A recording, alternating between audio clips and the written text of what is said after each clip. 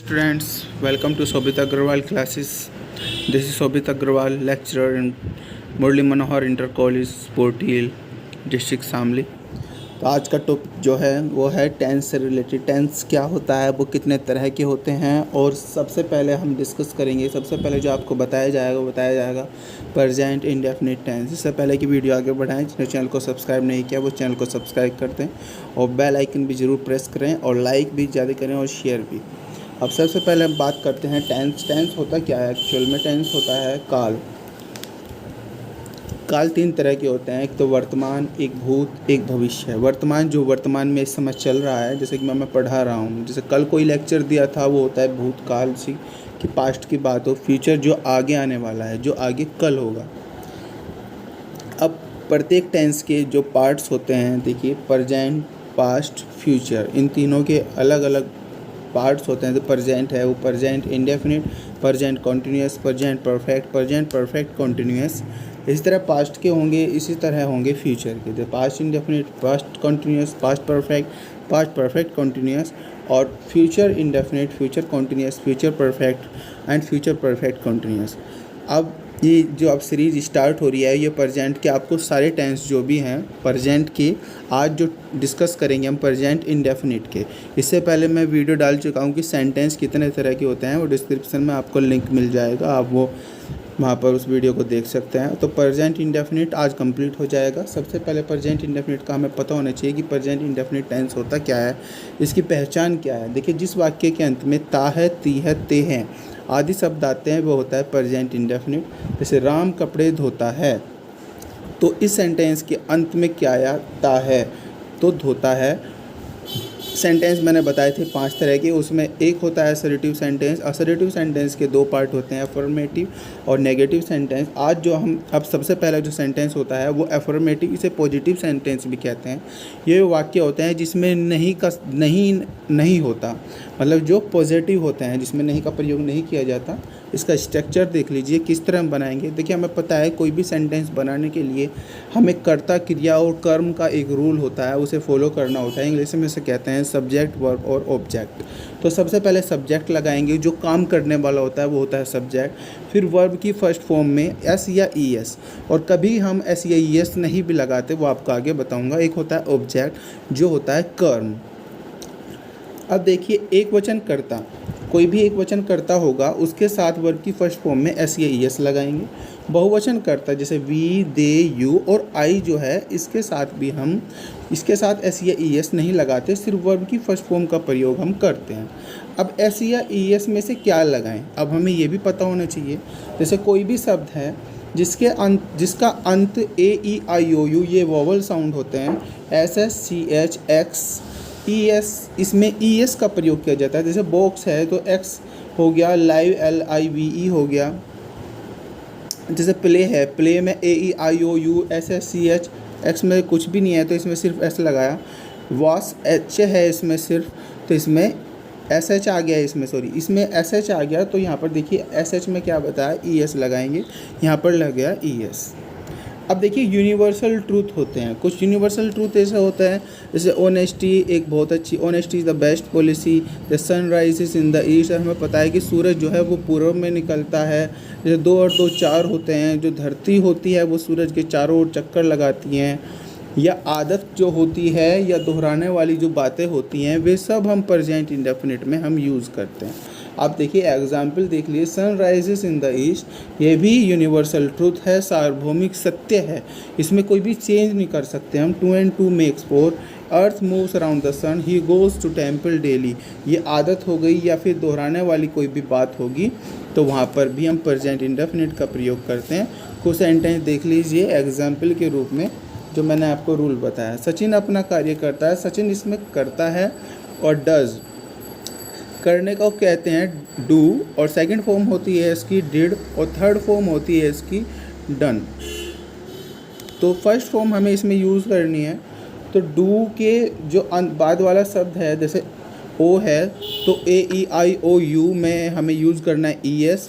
सचिन एक वचन करता है तो डज हो गया, डू का हो गया डज। और अपना कार्य, जब कोई लड़का होगा और उसके साथ अपने कार्य का प्रयोग करते हैं, जब भी कोई लड़का होगा और उसके साथ अपने की यूज़ करते हैं इंग्लिश, वो होता है हिज।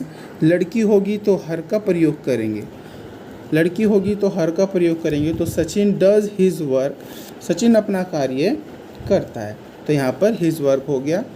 वे अपना कार्य करते हैं। अब दे के साथ अपने की होती है देयर, दे के साथ अपने की अंग्रेजी होती है देयर का प्रयोग करते हैं। तो यहाँ पर ये सेंटेंस देखिए, दे सब्जेक्ट हो गया और करते हैं, यहाँ पर बहुवचन क्रिया है, बहुत सारे व्यक्ति हैं, तो डू करते हैं का क्या मीन्स हो गया, तो करने का फिर डू हो गया। और बहुवचन क्रिया है, ना तो एस लगाएंगे ना ई एस लगाएंगे, तो डू हो गया खाली। तो डू देयर वर्क, अपना कार्य। वह अपने गंदे कपड़े धोती है।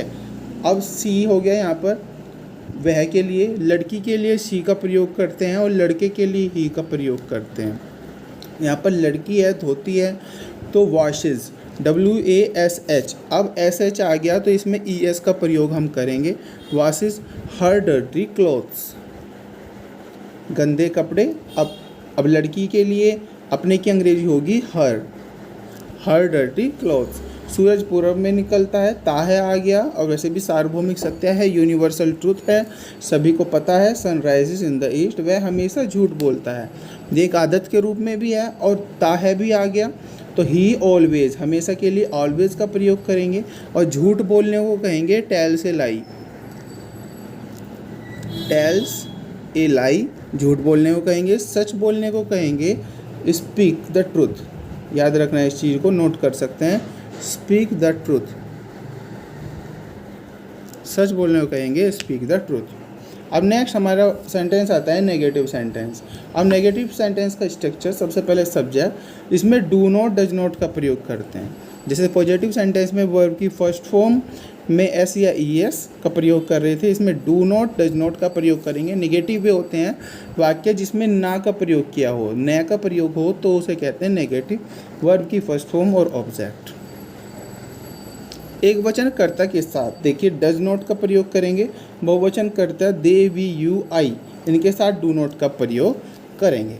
अब देखिए सेंटेंस आपके सामने है सेंटेंस, मेरी माँ मंदिर नहीं जाती है। My mother does not go to temple. मेरी माँ सब्जेक्ट हो गया, और डज नॉट एक वचन है तो डज नॉट, और गो टू जाने की होगी first form, go to temple मंदिर। कोमल खाना नहीं बनाती है, कोमल हो गया। And does not cook food, Komal does not cook food, क्योंकि कोमल सब्जेक्ट है, एक वचन है तो डज नॉट का प्रयोग करा और कुक फूड हो गया। लड़के शोर नहीं मचाते हैं। लड़कों के लिए बहुवचन है, कई सारे बच्चे हैं, द बॉयज़। अब बहुवचन के लिए डू नॉट का प्रयोग करेंगे, मेक ए नॉइज़, शोर मचाने को कहते हैं मेक ए नॉइज़। अब देखिए ये बहुत ही इम्पोर्टेंट जो बात है मैं आपको बताने वाला हूँ। अब इंटेरोगेटिव सेंटेंस मैंने आपको बताया था दो तरह के होते हैं, एक तो यस और नो टाइप के होते हैं, जिसमें हम जो पर्सनवाचक शब्द होता है वो शुरुआत में लगा हुआ होता है। इसका स्ट्रक्चर क्या होगा, डू या डज का प्रयोग करेंगे। सबसे पहले हम डू या डज का प्रयोग करेंगे, फिर इसके बाद सब्जेक्ट का प्रयोग करेंगे, फिर इसके बाद नोट का प्रयोग करेंगे। अगर वाक्य में नहीं है तो नोट का प्रयोग करेंगे, अगर नहीं है तो इसे प्रयोग नहीं करेंगे। वर्ब की फर्स्ट फॉर्म यूज़ करेंगे, फिर उसके बाद ऑब्जेक्ट। इसलिए वाक्य क्या से शुरू होते हैं, मैंने बताया पर्सनवाचक शब्द से शुरू होते हैं, इंट्रोगेटिव का फर्स्ट टाइप। इसका स्ट्रक्चर आपको बता चुका हूँ। अब सेंटेंस देख लीजिएगा एग्जाम्पल के रूप में, क्या हम अपना गृह कार्य प्रतिदिन पूरा नहीं करते हैं। अब ते है आ गया एक, तो ये पहचान होगी, इसका मतलब प्रेजेंट इंडेफिनिट है, और हम जो है ये बहुवचन क्रिया है, तो बहुवचन के साथ डू का प्रयोग करेंगे।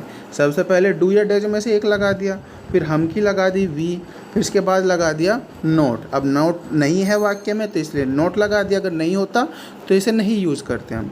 फिर पूरा करने को क्या कहते हैं, कंप्लीट। और होमवर्क, वी के साथ अपने की लगती है अवर, वी के साथ अपने की अंग्रेजी होती है आवर, ही के साथ हिज, और सी के साथ हर। तो do we not complete our homework, गृह कार्य को कहते हैं होमवर्क। और फिर प्रतिदिन को सबसे बाद में यूज़ करेंगे डेली, और पर्सनवाचक चिन्ह जरूर लगाना।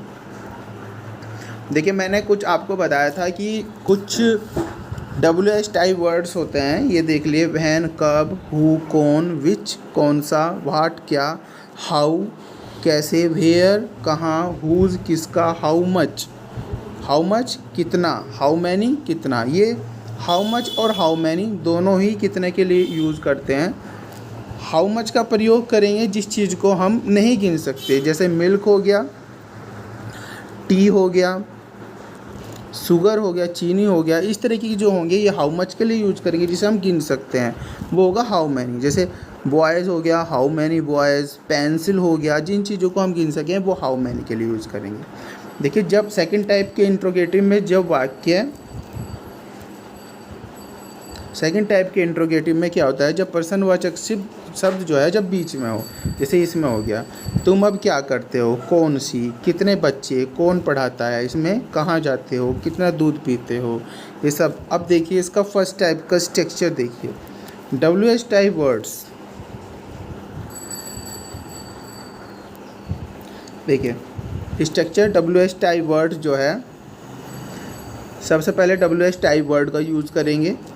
अब फिर उसके बाद डू या डज का प्रयोग करेंगे। डू का प्रयोग इस सब्जेक्ट के अकॉर्डिंग करेंगे, अगर बहुवचन है, प्लूरल है तो डू, और एक वचन है तो डज। फिर इसके बाद नोट, अगर नहीं है तो नोट का प्रयोग करेंगे, वर्ब की फर्स्ट फॉर्म, और फिर उसके बाद ऑब्जेक्ट। अब सेंटेंस सबसे पहला देख लीजिए, तुम अब क्या करते हो, इसे जैसे मैंने बनाया, तुम अब क्या करते हो, इस वाले सेंटेंस की हम बात कर रहे हैं।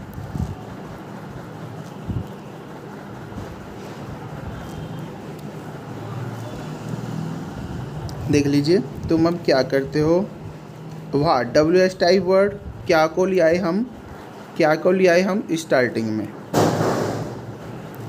क्या को ले आए हम स्टार्टिंग में, WH टाइप वर्ड। फिर इसके बाद हम यूज़ करेंगे डू या डज में, डू का प्रयोग किया क्योंकि तुम है, यहाँ पर यू आ गया। फिर इसके बाद डू का प्रयोग करेंगे, करने की सेकंड फॉर्म होती है, सॉरी करने की फर्स्ट फॉर्म होती है डू, अब की होगी नाउ। तो ये सेंटेंस आप समझ गए होंगे, देख लेना एक बार और। अब कुछ वाक्य होते हैं हु वाले, हु का मीन्स होता है कौन, हु वाले का स्ट्रक्चर होता है जैसे हु, वर्ब की फर्स्ट फॉर्म एस या ई एस और ऑब्जेक्ट, ये है।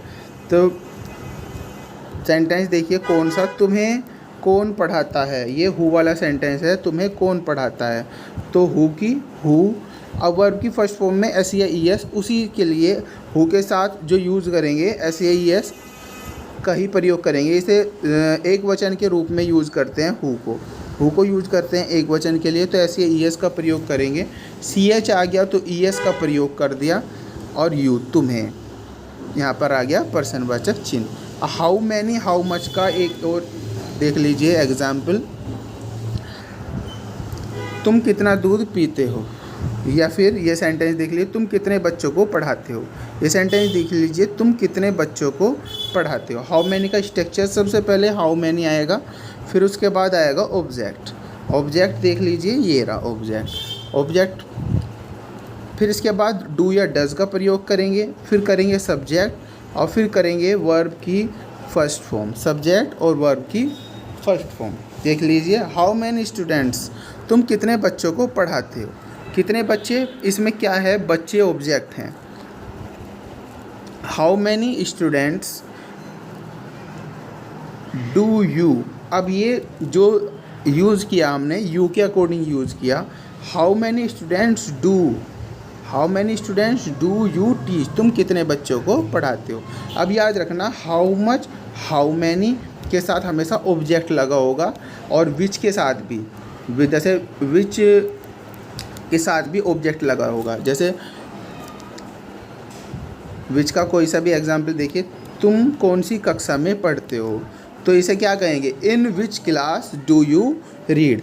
तो विच के साथ क्या आ गया, क्लास का यूज़ किया हमने। आई होप आपको समझ में आ गया होगा। प्रेजेंट का आपका कंप्लीट हो गया, प्रेजेंट इंडेफिनिट कंप्लीट हो गया। इसे कॉपी में नोट करेंगे, जो भी हमारे स्कूल के स्टूडेंट्स रहेंगे वे कॉपी में नोट करेंगे, और जो एक्सटर्नल हैं वे सब अपने आप पढ़ लेंगे। Thank you very much. ये वीडियो जो है स्पेशली बेसिक ग्रामर कॉन्सेप्ट को क्लियर करने के लिए बनाई गई थी, और इसी तरह की जो वीडियोस हैं वो बेसिकली जो इंटर कॉलेज में जो बच्चे पढ़ते हैं, 6th और 12th के जो बच्चे हैं उनके लिए है, या फिर जो अपनी बेसिक ग्रामर को स्ट्रॉन्ग करना चाहते हैं उसके भी एक काम आएगी। Thank you very much. This is Shobhit Agrawal, bye bye. friends and my dear students, welcome to Shobhit Agrawal classes.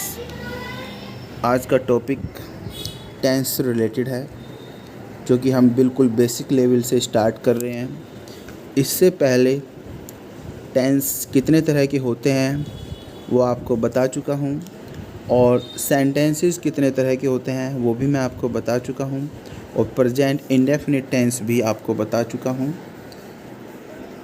जिसने वो वीडियोस नहीं देखी हैं वो डिस्क्रिप्शन में आपको लिंक मिल जाएगा, वहाँ से देख लीजिएगा। हम बिल्कुल बेसिक लेवल से चल रहे हैं। आज का जो टॉपिक है वो है प्रेजेंट कंटिन्यूअस टेंस। जिसने चैनल को सब्सक्राइब नहीं किया, चैनल को सब्सक्राइब करें, शेयर करें, लाइक करें। आज का जो टॉपिक है वो है present continuous tense. Present continuous tense क्या होते हैं, इसकी पहले पहचान देख लेते हैं। जिन वाक्यों के अंत में रा है, रही है, रहे आता है वो है present continuous tense. Ram cricket खेल रहा है, देखिए इसके अंत में आ गया तो ये प्रेजेंट कंटिन्यूअस टेंस हो गया। अब वाक्य का जो फर्स्ट पार्ट है वो हम बताएंगे अफर्मेटिव सेंटेंस। इसे पॉजिटिव सेंटेंस भी कहते हैं। वह सेंटेंस होते हैं जिनमें नहीं होता। स्ट्रक्चर बनाने का तरीका, सबसे पहले कर्ता सब्जेक्ट, हेल्पिंग वर्ब इसमें यूज़ होती है इज़, एम, आर, और वर्ब में आईएनजी का प्रयोग करते हैं, और जो कर्म होता है फिर बाद में लगाते हैं। देखिए कोई भी कॉन्टिन्यूअस टेंस होगा, कोई भी कॉन्टिन्यूअस टेंस है, चाहे वो प्रेजेंट कॉन्टिन्यूअस है, पास्ट कॉन्टिन्यूअस है, प्रेजेंट परफेक्ट कॉन्टिन्यूअस है, पास्ट परफेक्ट कॉन्टिन्यूअस है, फ्यूचर कॉन्टिन्यूअस है, फ्यूचर परफेक्ट कॉन्टिन्यूअस है, उनमें हमेशा वर्ब में आईएनजी का प्रयोग हम करते हैं, जैसे कि आप सभी को पता भी होगा। जिसे नहीं पता वो आप देख लीजिए। तो एक वचन कर्ता के साथ इस का प्रयोग करते हैं, बहुवचन कर्ता के साथ आर का प्रयोग करते हैं, और आई के साथ हम हमेशा प्रयोग करते हैं एम का। अब देख लीजिए, जैसे हमने ये सेंटेंस था हमारे पास, राम क्रिकेट खेल रहा है, तो इसमें सबसे पहले हमने कर्ता का यूज़ किया, प्रयोग किया राम। एक वचन है तो इस का प्रयोग किया इज़। अब क्रिया क्या हो रहा है, खेल रहा है तो प्ले हो गया, और वर्ब में आईएनजी तो प्लेइंग हो गया। और क्या कर्म है वो है क्रिकेट, क्रिकेट हो गया ऑब्जेक्ट। अफर्मेटिव सेंटेंस इसी तरीके से बनेंगे, यह स्ट्रक्चर रहेगा। फिर इसके बाद बात आती है नेगेटिव सेंटेंस। इसका structure is not, air not, am not, verb में आईएनजी और ऑब्जेक्ट का इसमें हम प्रयोग करते हैं। अब देख लीजिए वाक्य, मैं अपना कार्य नहीं कर रहा हूँ। अब इसमें नहीं का प्रयोग आ गया तो नेगेटिव सेंटेंस है। बनाने के तरीके में कोई भी डिफरेंस नहीं होगा, सिर्फ नॉट का प्रयोग होगा। इज़, एम और आर का प्रयोग उसी तरीके से करेंगे जैसे हमने अफर्मेटिव सेंटेंस में किया। मैं अपना कार्य नहीं कर रहा हूँ, I am not doing my work. कर्ता आई हो गया, नहीं कर रहा हूँ एम नॉट। आई के साथ हमेशा प्रयोग करते हैं एम का, एम हो गया। नहीं है वाक्य में तो नॉट हो गया। फिर इसके बाद वर्ब, कार्य करने की, जो करने की वर्ब होती है डू होती है, उसमें आईएनजी का प्रयोग कर लिया। और फिर वर्ब, फिर उसके बाद ऑब्जेक्ट कार्य अपना। आई के साथ अपने की अंग्रेजी होती है माई, आई के साथ अपने की अंग्रेजी माई होती है। जैसे ही के साथ अपने की अंग्रेजी होती है हिज, और शी के साथ अपने की अंग्रेजी होती है हर, और दे के साथ अपने की अंग्रेजी होती है देयर। फिर इसके बाद बात आती है इंटरोगेटिव सेंटेंस। इंटरोगेटिव सेंटेंस पर्सनवाचक जो वाक्य होते हैं जिनमें हमसे प्रश्न पूछा जाता है वो होता है इंटरोगेटिव सेंटेंस। इंटरोगेटिव सेंटेंस दो तरह के होते हैं। इसमें यस और नो टाइप होता है। फर्स्ट टाइप, इसमें क्या होता है, इसकी वाक्य की शुरुआत जो होती है पर्सनवाचक शब्द क्या से होती है। जैसे कि आपके सामने एक सेंटेंस का एग्जाम्पल है, क्या वह अपना कार्य नहीं कर रहा है। ये आपके सामने एक वाक्य है, इसमें आप देख सकते हैं। तो इसमें वाक्य की जो शुरुआत है वो क्या से हो रही है, और इसमें यस और नो टाइप का मतलब यह है कि अगर हम कोई प्रश्न पूछ रहे हैं उसका आंसर एक्सपेक्टेड है हाँ में या ना में, तो यस और नो टाइप का मीन्स ये है। तो इसी वाक्य को बनाने का जो तरीका होता है वो तरीका होता है, सबसे पहले इज़, एम, आर, सबसे पहले आएगी वर्ब, फिर उसके बाद आएगा सब्जेक्ट, फिर उसके बाद अगर वाक्य में नोट है तो नोट आएगा, और वर्ब में आईएनजी का प्रयोग होगा, और फिर इसके बाद होता है यूज़ ऑब्जेक्ट का। अब इसी तरीके से जैसे ये वाक्य हमारे पास है,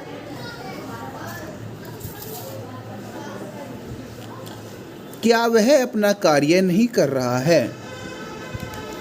अब क्या वह अपना कार्य नहीं कर रहा है, इसी वाक्य को अगर हम ध्यान से देखेंगे, सबसे पहले इज का प्रयोग किया, फिर इसके बाद सब्जेक्ट देखिए हमारे पास क्या है, वह, तो वह का प्रयोग किया। ही, वाक्य में नोट का प्रयोग है तो नोट लगा दिया, अगर नहीं है तो नहीं लगाएंगे। करने को कहते हैं डू, और उसमें आईएनजी का प्रयोग करेंगे, हो जाएगा डूइंग। और फिर ऑब्जेक्ट क्या है, हिज वर्क, ही के साथ अपने की अंग्रेजी लगाई हिज, अपना कार्य। और हमेशा प्रश्नवाचक चिन्ह हमें जरूर लगाना है। अब देखिए सेकंड टाइप के जो वाक्य हैं, जब वाक्य के बीच में प्रश्नवाचक चिन्ह का प्रयोग हो तो वो होता है सेकंड टाइप में। तुम अब क्या कर रहे हो, तो क्या प्रश्नवाचक जो चिन्ह के जगह से शब्द समझा जाए, प्रश्नवाचक शब्द बीच में आ गया, जैसे इसमें आ गया कहाँ, तो इस तरीके के वाक्य होते हैं सेकंड टाइप। इसके बनाने का तरीका, अगर वाक्य के बीच में प्रश्नवाचक शब्द आए तो ये तरीका होता है बनाने का। सबसे पहले WH टाइप वर्ड, वो मैं आपको पहले ही बता चुका हूँ कौन कौन से WH टाइप वर्ड्स हैं, जैसे which, who, what, why, when, where, ये सब WH फैमिली से बिलोंग करते हैं। फिर इसके बाद हेल्पिंग वर्ब लगेगी, एक वचन है तो इज़, बहुवचन है आर, आई के साथ लगाएंगे एम।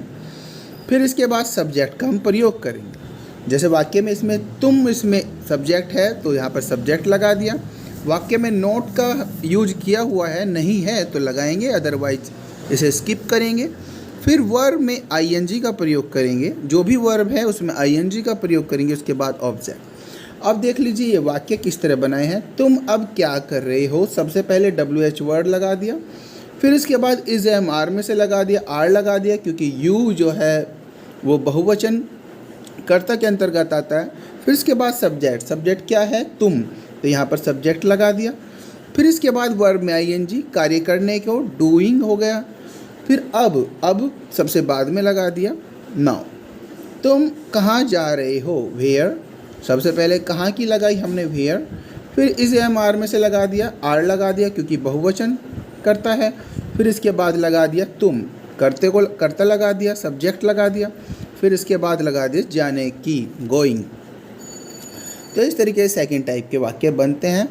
कुछ वाक्य होते हैं जो उनका स्ट्रक्चर वाक्य के बीच में प्रश्नवाचक शब्द आने के बावजूद भी अलग तरीके से बनता है, जैसे कि WH से जो हु बनता है वाक्य, कौन वाले वाक्य,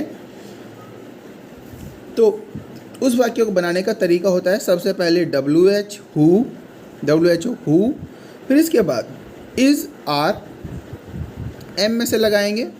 वैसे इसमें हम यूज़ करते हैं हमेशा सिंगुलर का, क्योंकि हु को हम मानते हैं हमेशा एक वचन, तो ये नहीं लगाएंगे, हमेशा सिंगुलर लगाएंगे, मतलब एक वचन के साथ जो हेल्पिंग वर्ब लगती है वही लगेगी। तुम्हें अंग्रेजी कौन पढ़ा रहा है, तो इसमें कौन आ गया, तो इस तरीके से बनेगा। फिर वर्ब में आईएनजी, फिर ऑब्जेक्ट, प्रश्नवाचक शब्द। तुम्हें अंग्रेजी कौन पढ़ा रहा है, सबसे पहले हु आ गया, हु के साथ एक वचन लगाना है, हमेशा एक वचन हेल्पिंग वर्ब लगानी है, या वर्ब है तो एक वचन कर्ता के साथ जो लगाते हैं हेल्पिंग वर्ब वही यूज़ करनी है। तो जैसे हु इज़, पढ़ाने को कहते हैं टीच, और उसमें आईएनजी का यूज करेंगे, टीचिंग। अब तुम्हें, यू, और क्या, इंग्लिश। अब इस बात का ध्यान रखना, इस वाक्य में जो तुम्हें है ये ऑब्जेक्ट है, न कि सब्जेक्ट। हु इसमें सब्जेक्ट के तौर पे हम वाक्य बनाते हैं, जैसे कि हम अफर्मेटिव सेंटेंस में हमने सब्जेक्ट वर्ब ऑब्जेक्ट का फॉर्म होता है, इस तरह यहाँ पर सब्जेक्ट को हु मानते हैं, उसी फॉर्म में फिर आगे का वाक्य हम बनाते हैं। अब हाउ मैनी और हाउ मच के जो वाक्य होते हैं, कितना के लिए प्रयोग किया जाता है। अगर हम उस संख्या को गिन सकें तो हाउ मैनी का प्रयोग करेंगे, अगर हम नहीं गिन सकते तो हाउ मच का प्रयोग करेंगे। तुम कक्षा में कितने बच्चों को पढ़ा रहे हो, तो कितने बच्चों को हम काउंट कर सकते हैं। अगर इसी की जगह मिल्क आता या कुछ, या टी आता, मिल्क आता, जिसे हम काउंट नहीं कर सकते हैं, हम फिर मच का प्रयोग करते। जैसे बनाने का तरीका क्या होता है, हाउ मैनी, हाउ मच, फिर इसके साथ ऑब्जेक्ट का प्रयोग करते हैं। जैसे इसके साथ कितने के साथ जो भी लगा रहता है वो ऑब्जेक्ट होता है, ऑब्जेक्ट का प्रयोग करते हैं। फिर एक वचन के इसी के अकॉर्डिंग लगाते हैं। अगर अनकाउंटेबल है, हाउ मच के साथ हमेशा हम इज का प्रयोग करेंगे, और काउंटेबल में ज़्यादा का प्रयोग करेंगे तो आर का प्रयोग करेंगे। फिर इसके बाद यूज़ करते हैं हम सब्जेक्ट, फिर वर्ब में आईएनजी, फिर अदर। देख लीजिए कैसे वाक्य बना। तुम कक्षा में कितने बच्चों को पढ़ा रहे हो, तो सबसे पहले हाउ मच, हाउ मैनी में हाउ मैनी लगा दिया, इसके साथ ही ऑब्जेक्ट बच्चों को लगा दिया, स्टूडेंट्स। अब बहुवचन है, कई सारे स्टूडेंट्स हैं तो आर का प्रयोग कर दिया। फिर इसके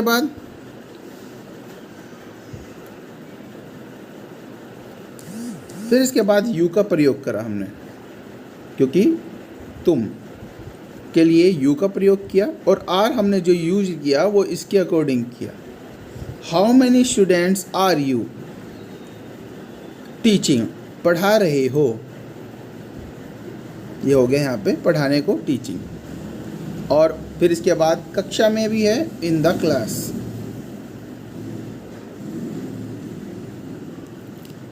तो इस तरीके के हाउ मच, हाउ मैनी के वाक्य बनते हैं।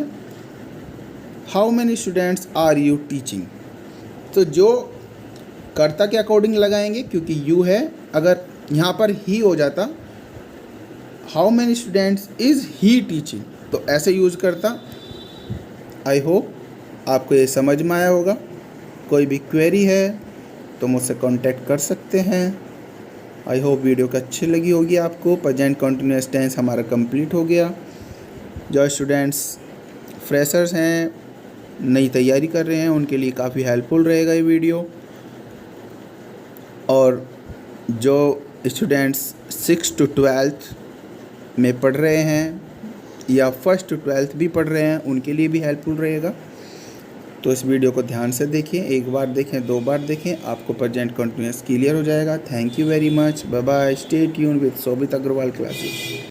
Hello dear friends, my dear students, आज जो मैं टॉपिक लेकर आया हूँ टेंस से रिलेटेड टॉपिक है। इससे पहले प्रेजेंट इंडेफिनिट, प्रेजेंट कंटिन्यूअस की वीडियो अपलोड कर चुका हूँ। ये जो वीडियो है प्रेजेंट परफेक्ट टेंस की है, बेसिक से लेकर चल रहे हैं।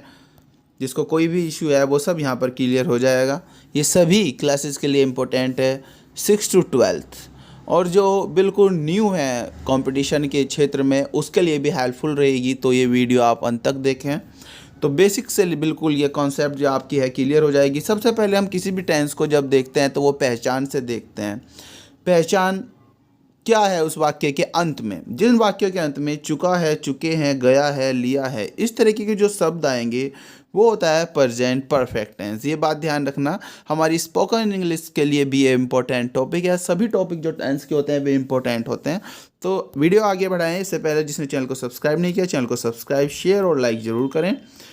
तो आपके सामने एग्जाम्पल हैं, इस तरीके के वाक्य आते हैं। मैंने अपना कार्य कर लिया है, वह खाना खा चुका है। इस तरीके के वाक्य आपके सामने आएंगे प्रेजेंट परफेक्ट में।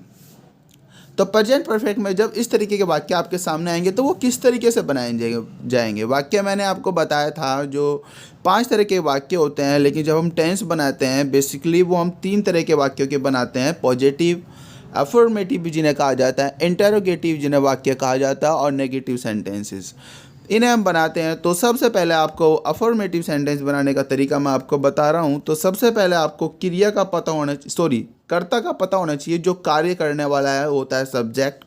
इसके साथ जो हेल्पिंग वर्ब यूज होती है हैज़ या हैव का यूज़ होता है। इसके साथ वर्ब की थर्ड फॉर्म का यूज़ होता है। उसके ठीक बाद फिर होता है यूज़ ऑब्जेक्ट का। कर्ता, क्रिया, कर्म, कर्ता, क्रिया, कर्म, इनका हमेशा रूल जो है ये चलता रहता है। क्रिया भी 2 तरह की होती हैं, एक हेल्पिंग वर्ब होती है, एक मेन वर्ब होती है। हेल्पिंग वर्ब ये होती है जो has, have, do, did, does, will, shall, had, did, इस तरह की जो वर्ब होती हैं वो हेल्पिंग वर्ब होती हैं। मेन वर्ब जो मुख्य कार्य वाक्य में हो रहा है वो होता है मेन वर्ब। वर्ब की भी 3 फॉर्म होती है, first form, second form, third form. वे सब आपको बताई गई हैं। जो स्टूडेंट्स हैं मेरी क्लास के, वैसे आपको ये याद भी कर लेनी चाहिए, बुक से भी आप याद कर सकते हैं न्यू स्टाइल से। तो इस तरीके से हम वाक्य बनाते हैं। अगर एक वचन हमारे सामने करता है तो हैज़ का यूज़ करते हैं, बहुवचन करता है तो हैव का यूज़ करते हैं। मतलब अगर एक ही वाक्य एक ही व्यक्ति के बारे में बात है तो हैज़, कई सारों के बारे में बात है तो हैव का यूज़ करेंगे, और आई जो है आई के साथ हम हैव का यूज़ करते हैं। अब यही वाक्य अगर हम बनाएंगे, देख लीजिएगा आपके सामने सबसे पहला वाक्य है मैंने अपना कार्य कर लिया है।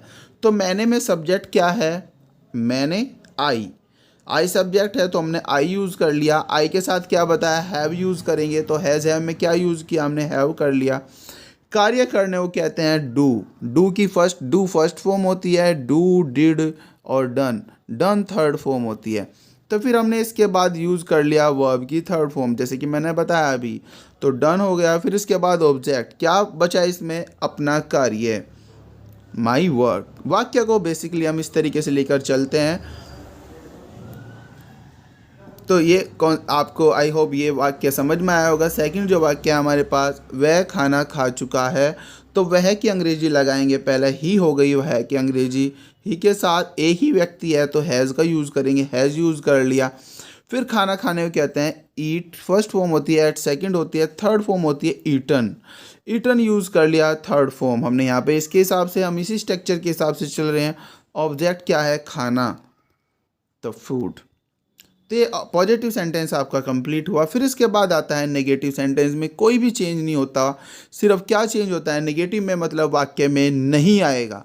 नहीं जहाँ पर आएगा तो जहाँ पर हमने हैज़ का यूज़ किया था, हैव का यूज़ किया था, यहाँ हैज़ नॉट, हैव नॉट हो जाएगा। वर्ब की थर्ड फॉर्म का हम यूज़ करते हैं, इसमें ऑब्जेक्ट का भी प्रयोग किया जाता है। वो कर्ता क्रिया कर्म का रूल हमें यहाँ पर भी अप्लाई होगा। अध्यापक कक्षा में नहीं पढ़ा चुके हैं, अध्यापक कक्षा में नहीं पढ़ा चुके हैं, तो टीचर आ गया सबसे पहले। एक ही अध्यापक के बारे में इस तरीके का वाक्य आप एक के बारे में भी सोच सकते हैं, दो के बारे में भी, टीचर्स भी समझ सकते हैं इसे, टीचर भी। तो पहले टीचर आ गए यहाँ पर आपके सामने, टीचर एक के बारे में बात है तो हैज़ नॉट का प्रयोग हो गया। फिर इसके बाद पढ़ाने को क्या कहते हैं? टीच, सेकेंड फॉर्म टॉट, और थर्ड फॉर्म भी टॉट होती है, तो यहाँ पर हमने यूज़ कर लिया पढ़ाने का टॉट। फिर कक्षा में, इन द क्लास। मैंने पहले बताया वाक्य किस तरह चलेगा, इस फॉर्म से चलता है वाक्य, ऐसे इस तरीके से चलता है वाक्य, सबसे बाद में जो है वो, फिर उसके बाद इस तरह के वाक्य चलता है। तो पहले पढ़ा चुके को हमने यहाँ पे यूज़ किया, फिर कक्षा में जो है ऑब्जेक्ट हमने यहाँ पे यूज़ कर लिया। आई होप यहाँ तक कॉन्सेप्ट जो है वो क्लियर हो चुकी होगी। नेगेटिव वाक्य इसी तरीके के बनेंगे। फिर इंटरोगेटिव जो वाक्य होता है, इंटरोगेटिव जिन्हें कहा जाता है प्रश्नवाचक। अब पर्सन भी दो तरीके से होते हैं, पहले मैं आपको ये कॉन्सेप्ट क्लियर कर चुका हूँ। पर्सनवाचक भी दो तरीके के होते हैं। पहले होता है यस और नो टाइप। यस और नो टाइप में क्या होता है? वे वाक्य जो क्या से शुरू होते हैं, क्या तुम खेल चुके हो। तो इस तरह के वाक्य कैसे बनेंगे? सबसे पहले हम यूज़ करेंगे हैज़ या हैव। फिर इसके बाद जो कार्य करने वाला है कर्ता का यूज़ करेंगे, फिर नॉट का यूज़ करेंगे। अगर वाक्य में नॉट नहीं है तो करेंगे, अदरवाइज से हम स्किप कर देंगे। फिर वर्ब की थर्ड फॉर्म का यूज़ करेंगे, फिर ऑब्जेक्ट का यूज़ करेंगे, फिर पर्सनवाचक चिन्ह लगाएंगे। तो क्या वाक्य है? क्या तुम खेल चुके हो। तो पहले क्या यूज़ किया हमने? हैव यूज़ कर लिया। हैज़ हैव में से एक यूज़ करना है तो हैव यूज़ करेंगे। क्यों किया? क्योंकि इसमें तुम हो, कई सारे लोग हैं, हैव यू। फिर इसके बाद क्रिया का यूज़ करेंगे, क्योंकि इसमें नोट तो है ही नहीं वाक्य में, तो नोट यूज़ नहीं करेंगे। फिर क्रिया बचेगी इसमें खेलना। खेलने की थर्ड फॉर्म होती है प्लेड, फर्स्ट फॉर्म होती है प्ले, तो प्लेड हो गया। इसमें थर्ड फॉर्म जो है, सॉरी इसमें ऑब्जेक्ट कुछ है ही नहीं। अगर होता है इसमें क्रिकेट खेलना, हॉकी खेलना, तो ऑब्जेक्ट यहाँ पर आ जाता, पर्सनवाचक चिन्ह जरूर लगाएंगे। तो इस तरीके से फर्स्ट टाइप के जो वाक्य होते हैं उसका स्ट्रक्चर ये होता है, याद रखना। फिर सेकंड टाइप में क्या होता है? जब वाक्य बीच में पर्सनवाचक चिन्ह का प्रयोग हो, सॉरी पर्सनवाचक, यहाँ पे चिन्ह ना समझ के शब्द समझें। जब वाक्य के बीच में पर्सनवाचक शब्द का प्रयोग हो तो किस तरह हम वाक्य बनाएंगे? तो WH टाइप वर्ड, जो भी WH टाइप वर्ड है वो लिखेंगे। फिर इसके बाद हैज़ या हैव का प्रयोग करेंगे। फिर इसके बाद कर्ता का प्रयोग करेंगे जो कार्य करने वाला है। फिर नोट का प्रयोग करेंगे, अगर वाक्य में नहीं है तो करेंगे, अदरवाइज हम नहीं करेंगे। फिर वर्ब की थर्ड फॉर्म का प्रयोग करेंगे, फिर उसके ठीक बाद हम यूज़ करेंगे ऑब्जेक्ट, फिर हम यूज़ करेंगे पर्सनवाचक चिन्ह। ये वाक्य हम देखेंगे, पहले आपके सामने यहाँ पे स्ट्रक्चर है, स्ट्रक्चर के साथ ही हम देखेंगे रमेश ने अपना कार्य कब किया है। तो कब पर्सनवाचक शब्द क्या है, वाक्य के बीच में आ गया, तो जो भी पर्सनवाचक शब्द है वो व्हेन, ये यहाँ पर हमने यूज़ कर लिया। फिर व्हेन के बाद हम यूज़ करेंगे, रमेश है अकेला है तो हैज़ का यूज़ कर लिया, इन दोनों में से एक का यूज़ करना था तो हैज़ यूज़ कर लिया। फिर इसके बाद हमें रमेश का यूज़ करना है, कर्ता कौन है, रमेश, तो रमेश का यूज़ कर लिया यहाँ पे कर्ता का। नॉट वाक्य में नहीं है तो नहीं यूज़ करेंगे। फिर इसके ठीक बाद वर्ब की थर्ड फॉर्म, कार्य करने का क्या होता है, मैंने वर्ब क्या होती है, करने की, डन थर्ड फॉर्म होती है तो डन यूज़ कर लिया। फिर इसके बाद जो कर्म है, कर्म क्या है, अपना कार्य, लड़के के साथ अपने की अंग्रेजी हिज होती है, हिज वर्क। तो ये आपका जो इंट्रोगेटिव वाक्य थे दोनों तरीके के आपके कंप्लीट हो गए हैं। एक और वाक्य मैं आपको पहले कॉन्सेप्ट क्लियर कर चुका हूँ, how many, how much, which, who. इन वाक्यों को अलग तरीके से बनाया जाता है। इससे पहले मैंने इससे वीडियो अपलोड की थी तो उसमें वो चीज़ मैंने बताई थी, चेंज सिर्फ हेल्पिंग वर्ब का होगा, अदरवाइज जो रूल है वो सेम रहेगा। Thank you very much, stay tuned with Shobhit Agrawal classes. कोई भी कॉन्सेप्ट जो क्लियर ना आई हो कमेंट बॉक्स में कमेंट कर सकते हैं। Thank you very much, stay tuned with Shobhit Agrawal classes. Bye bye friends, welcome to Shobhit Agrawal classes. आप सभी का शोभित अग्रवाल क्लासेस में बहुत बहुत स्वागत है। जो भी स्टूडेंट्स वीडियो को देख रहे हैं, अगर पहले की वीडियो आपने नहीं देखी है वो वीडियो आपको डिस्क्रिप्शन में लिंक मिल जाएगा, वीडियो वहां से जाकर आप देख लेना। तो आज जो हम डिस्कस करेंगे प्रेजेंट परफेक्ट कंटिन्यूअस करेंगे, बहुत ही साधारण भाषा में, हिंदी मीडियम में, जैसे कि हमें टीचर्स पढ़ाते थे, बिल्कुल साधारण भाषा में। तो ये सभी हम टॉपिक ऑलरेडी पढ़ चुके हैं, प्रेजेंट इंडेफिनिट भी पढ़ चुके हैं और प्रेजेंट कॉन्टिन्यूस भी पढ़ चुके हैं और प्रेजेंट परफेक्ट भी पढ़ चुके हैं। अब जो हमारा टॉपिक है वो है प्रेजेंट परफेक्ट कॉन्टिन्यूस। तो सबसे पहले प्रेजेंट परफेक्ट कॉन्टिन्यूस की हम पहचान देख लेते हैं। तो आप जैसे कि आपके सामने स्क्रीन पर आप देख ही पा रहे हैं, इसकी पहचान तो यही होती है, रहा है, रही है, रहे हैं। फिर आप कहेंगे कि सर प्रेजेंट कॉन्टिन्यूस जो होता है टेंस, उसमें भी रहा है, रही है होता है, लेकिन याद रखना है इसमें जो समय होता है ना, ये दिया होता है, समय सूचक शब्द आपको यहाँ पर मिलता है। अगर रहा रही कॉन्टिन्यूस एक्शन चल रहा है और उसके साथ समय भी आ गया तो वो परफेक्ट कॉन्टिन्यूस होता है। और ये बात हमेशा याद रखना, कॉन्टिन्यूस कोई भी टेंस होगा वहाँ पर हमेशा वर्ब में आईएनजी लगेगी।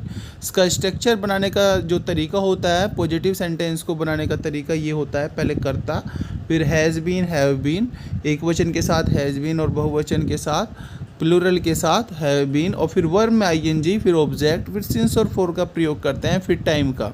अब सिंस का कहाँ प्रयोग किया जाता है और फॉर का कहाँ प्रयोग किया जाता है, जहाँ पर निश्चित समय होगा वहाँ पर सिंस का प्रयोग करेंगे। जैसे कि आप को ईयर का नाम दे दिया 2004-5-1947 है ना, तो वहाँ पर आपको ईयर का नाम दे दिया तो आप निश्चित हैं। अगर समय बता दिया आपको 2 बजे, 3 बजे, 4 बजे, तो ये सब क्या है, निश्चित समय है और इसके लिए सिंस का प्रयोग होगा। अनिश्चित समय के लिए ये प्रयोग होता है, फोर का प्रयोग होता है। जैसे कि एग्जाम्पल के रूप में आप यहाँ पर इस वाक्य को देख सकते हैं, Ramesh has been playing cricket for 2 hours. Ramesh 2 घंटे से क्रिकेट खेल रहा है। ठीक है, तो यहाँ पर हैज़ बीन का प्रयोग किया, एक वचन के लिए हैज़ बीन और बहुवचन के लिए हैव बीन का प्रयोग हम करते हैं। तो अगर नेगेटिव सेंटेंस आए, पॉजिटिव और अफर्मेटिव की जगह अगर नेगेटिव सेंटेंस आए तो हमारा ये स्ट्रक्चर ऐसा कैसे ही रहेगा, बस यहाँ पर चेंजेस होंगे।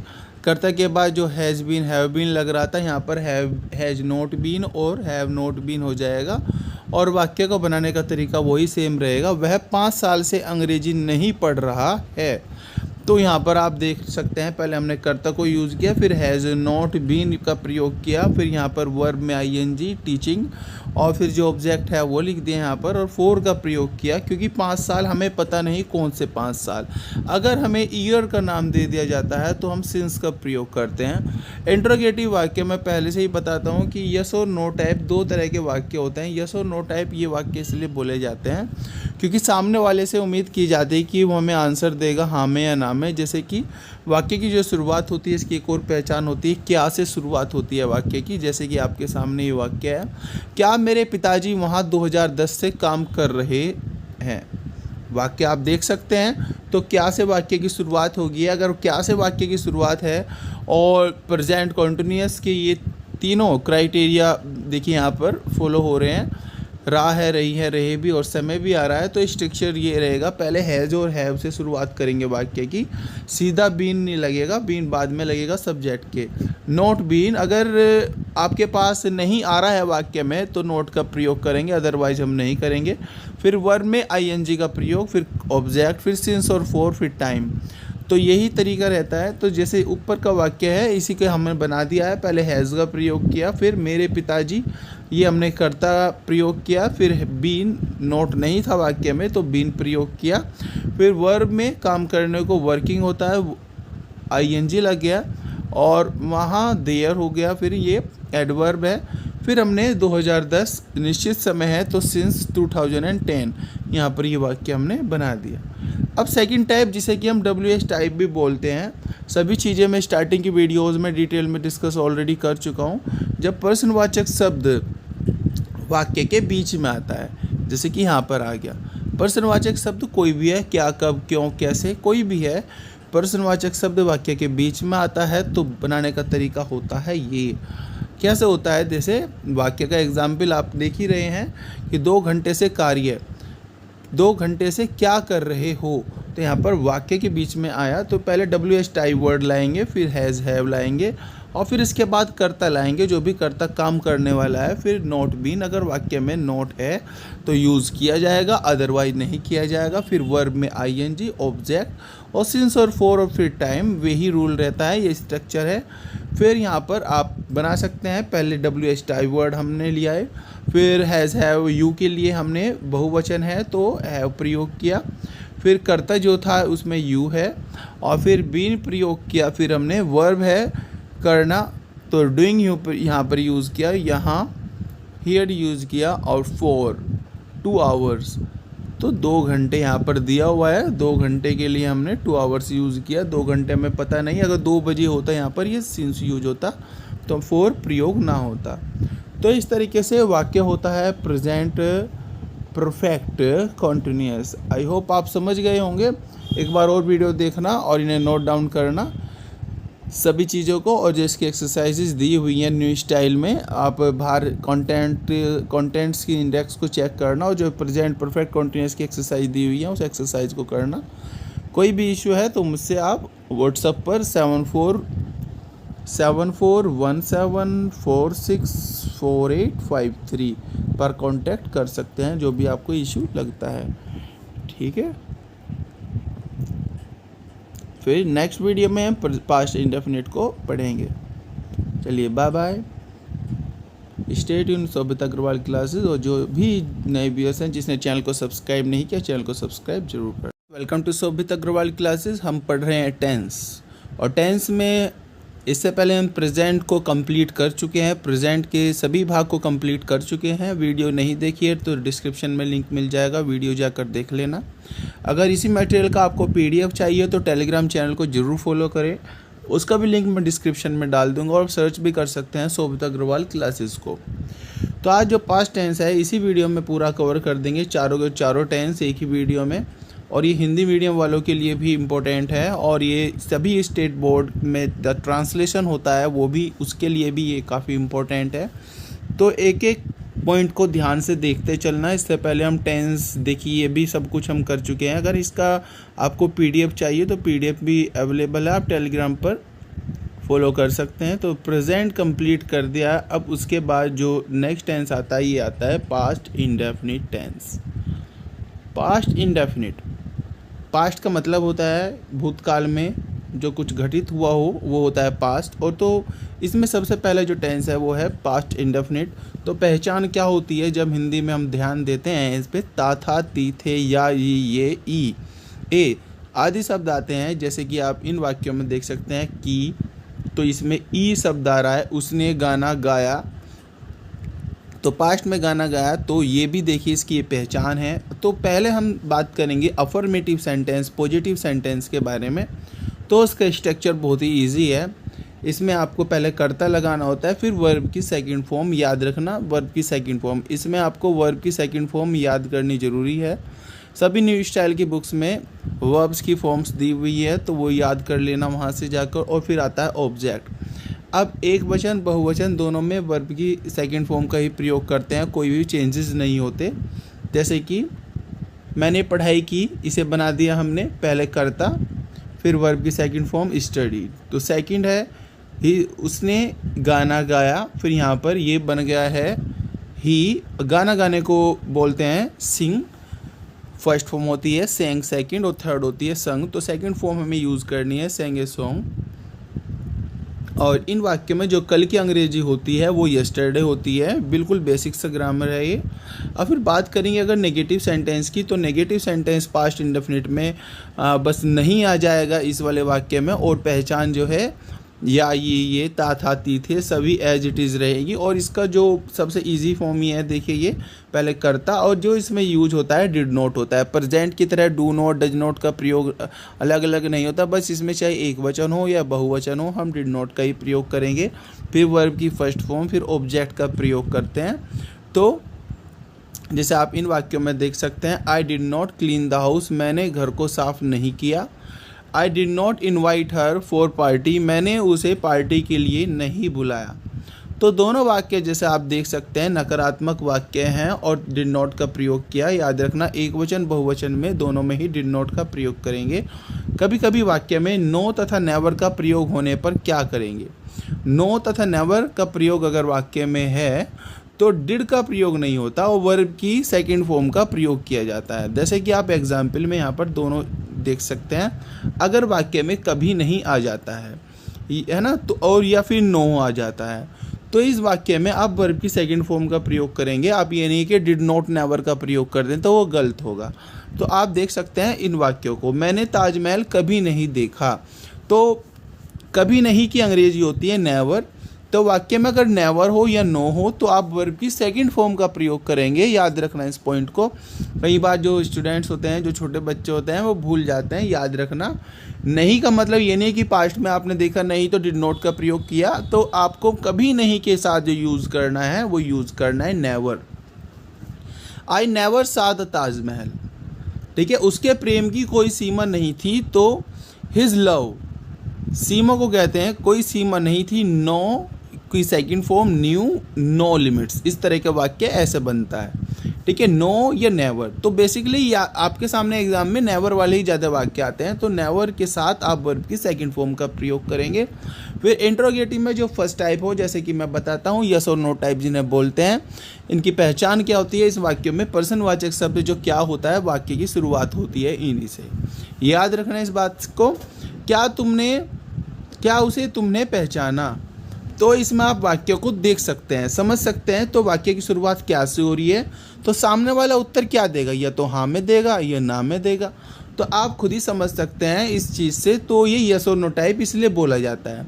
तो इसका स्ट्रक्चर ये है, पहले आप डिड का प्रयोग करेंगे, फिर कर्ता का प्रयोग करेंगे, फिर अगर नोट है वाक्य में, ये नहीं है कि नोट आपको लगाना ही है, अगर नहीं आ रहा है तो आप नोट लगा देंगे, अदरवाइज आप नोट को स्किप कर देंगे। फिर वर्ब की फर्स्ट फॉर्म, फिर ऑब्जेक्ट। जैसे कि क्या उसे तुमने पहचाना, तो डिड आ गया पहले।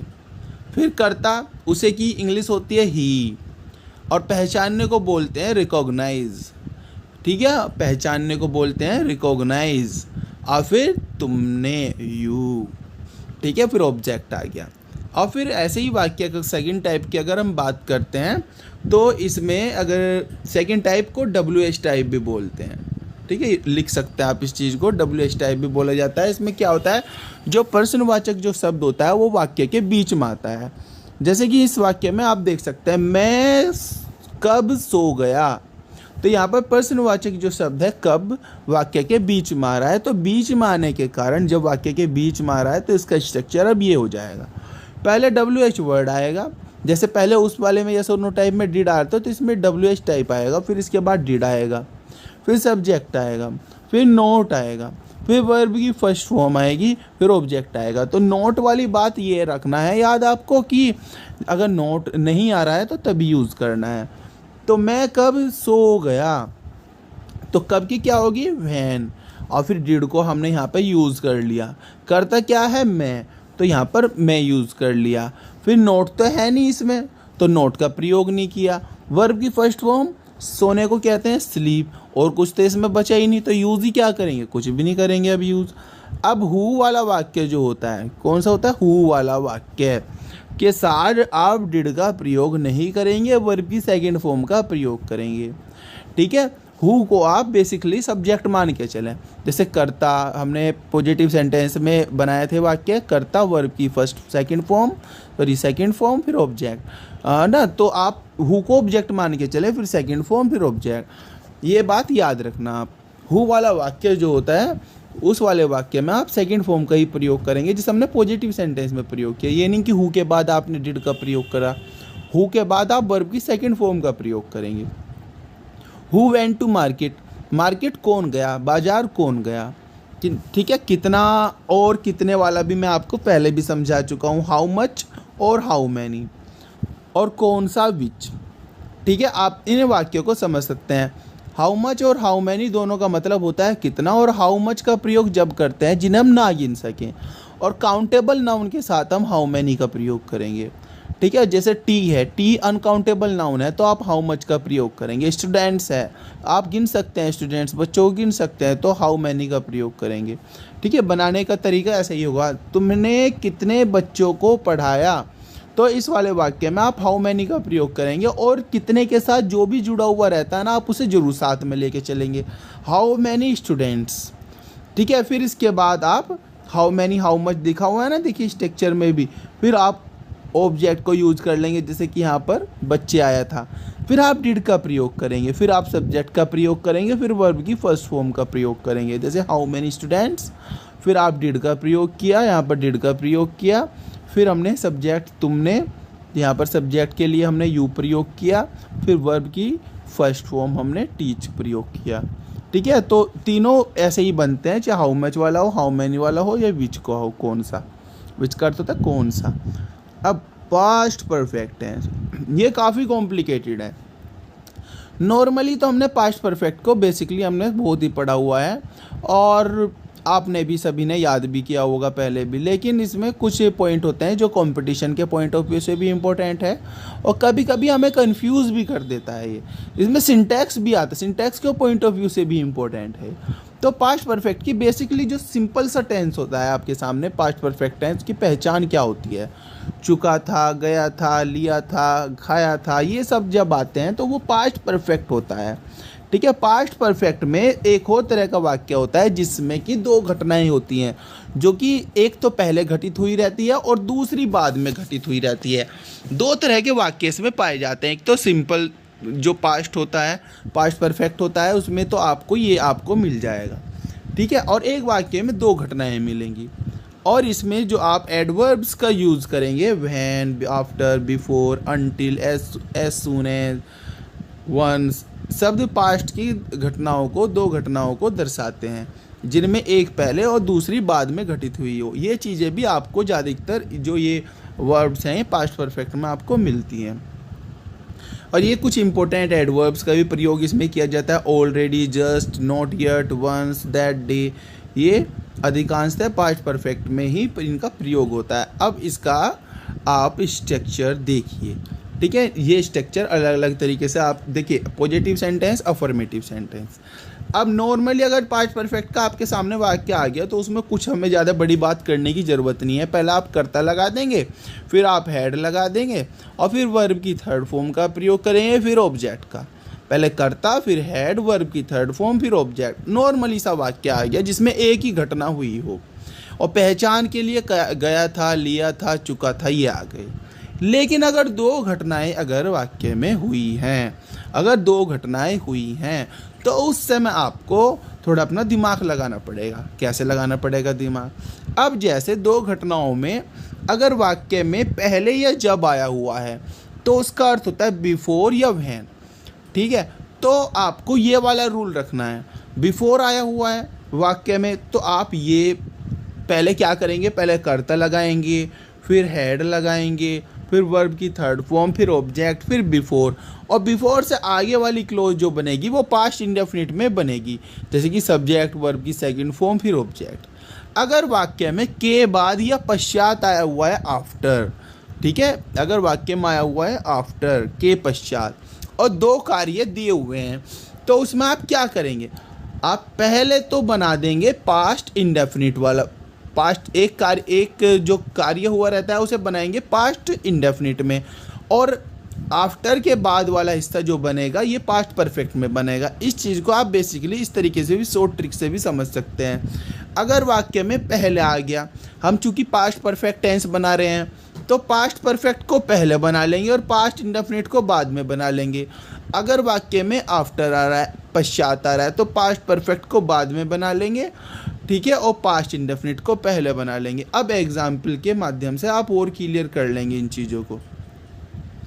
बच्चे स्कूल जा चुके थे, तो नॉर्मल है, इसमें कोई भी दो कार्य नहीं हो रहा, एक ही कार्य हो रहा। चिल्ड्रन हैड और वर्ब की थर्ड फॉर्म गॉन, और फिर हमने स्कूल लगा दिया, to school. Children had gone to school. अब यहाँ पर तो हमें समस्या नहीं है, लेकिन इस तरीके का वाक्य जो आपके सामने यहाँ पर आया हुआ है, इस तरीके के वाक्य में दो चीज़ें दी हुई हैं, एक तो पहले आ गया और दो कार्य, एक तो सूर्य निकलना और मैं घर पहुँच चुका था। तो बिफोर वाला वाक्य है, बिफोर वाले वाक्य में मैंने क्या बताया था, पहले पास्ट परफेक्ट बनाना है, बाद में पास्ट इंडेफिनिट बनाना है। तो इसमें एक बात का ध्यान रखना, बाद वाला हिस्सा तो पहले बनाते हैं और पहले वाला हिस्सा बाद में, ये बात याद रखना। पहले वाला हिस्सा बाद में और बाद वाला हिस्सा पहले, और जो बिफोर से पहले वाला पार्ट होता है वो बनता है पास्ट परफेक्ट में और बाद वाला पार्ट पास्ट इंडेफिनिट में।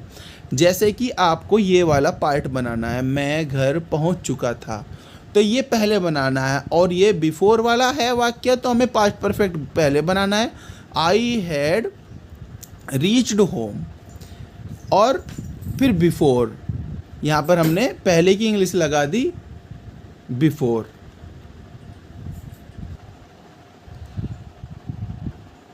तो ये हमने पार्ट जो है, मैं घर पहुंच चुका था, तो आई हैड रीच्ड, तो यहाँ पर हमने ये बना दिया, और घर होम, और बिफोर लगा दिया पहले की अंग्रेजी, और ये वाला हिस्सा जो पहले वाला हिस्सा था इसे बाद में बनाएंगे, और ये बन गया पास्ट इंडेफिनिट में द सन रोज। इसी तरीके से ये वाले वाक्य भी हैं, खाना खाने के पश्चात मैं क्रिकेट खेलने गया था, तो बाद वाला हिस्सा पहले, पहले वाला हिस्सा बाद में, ये बात हमेशा याद रखना।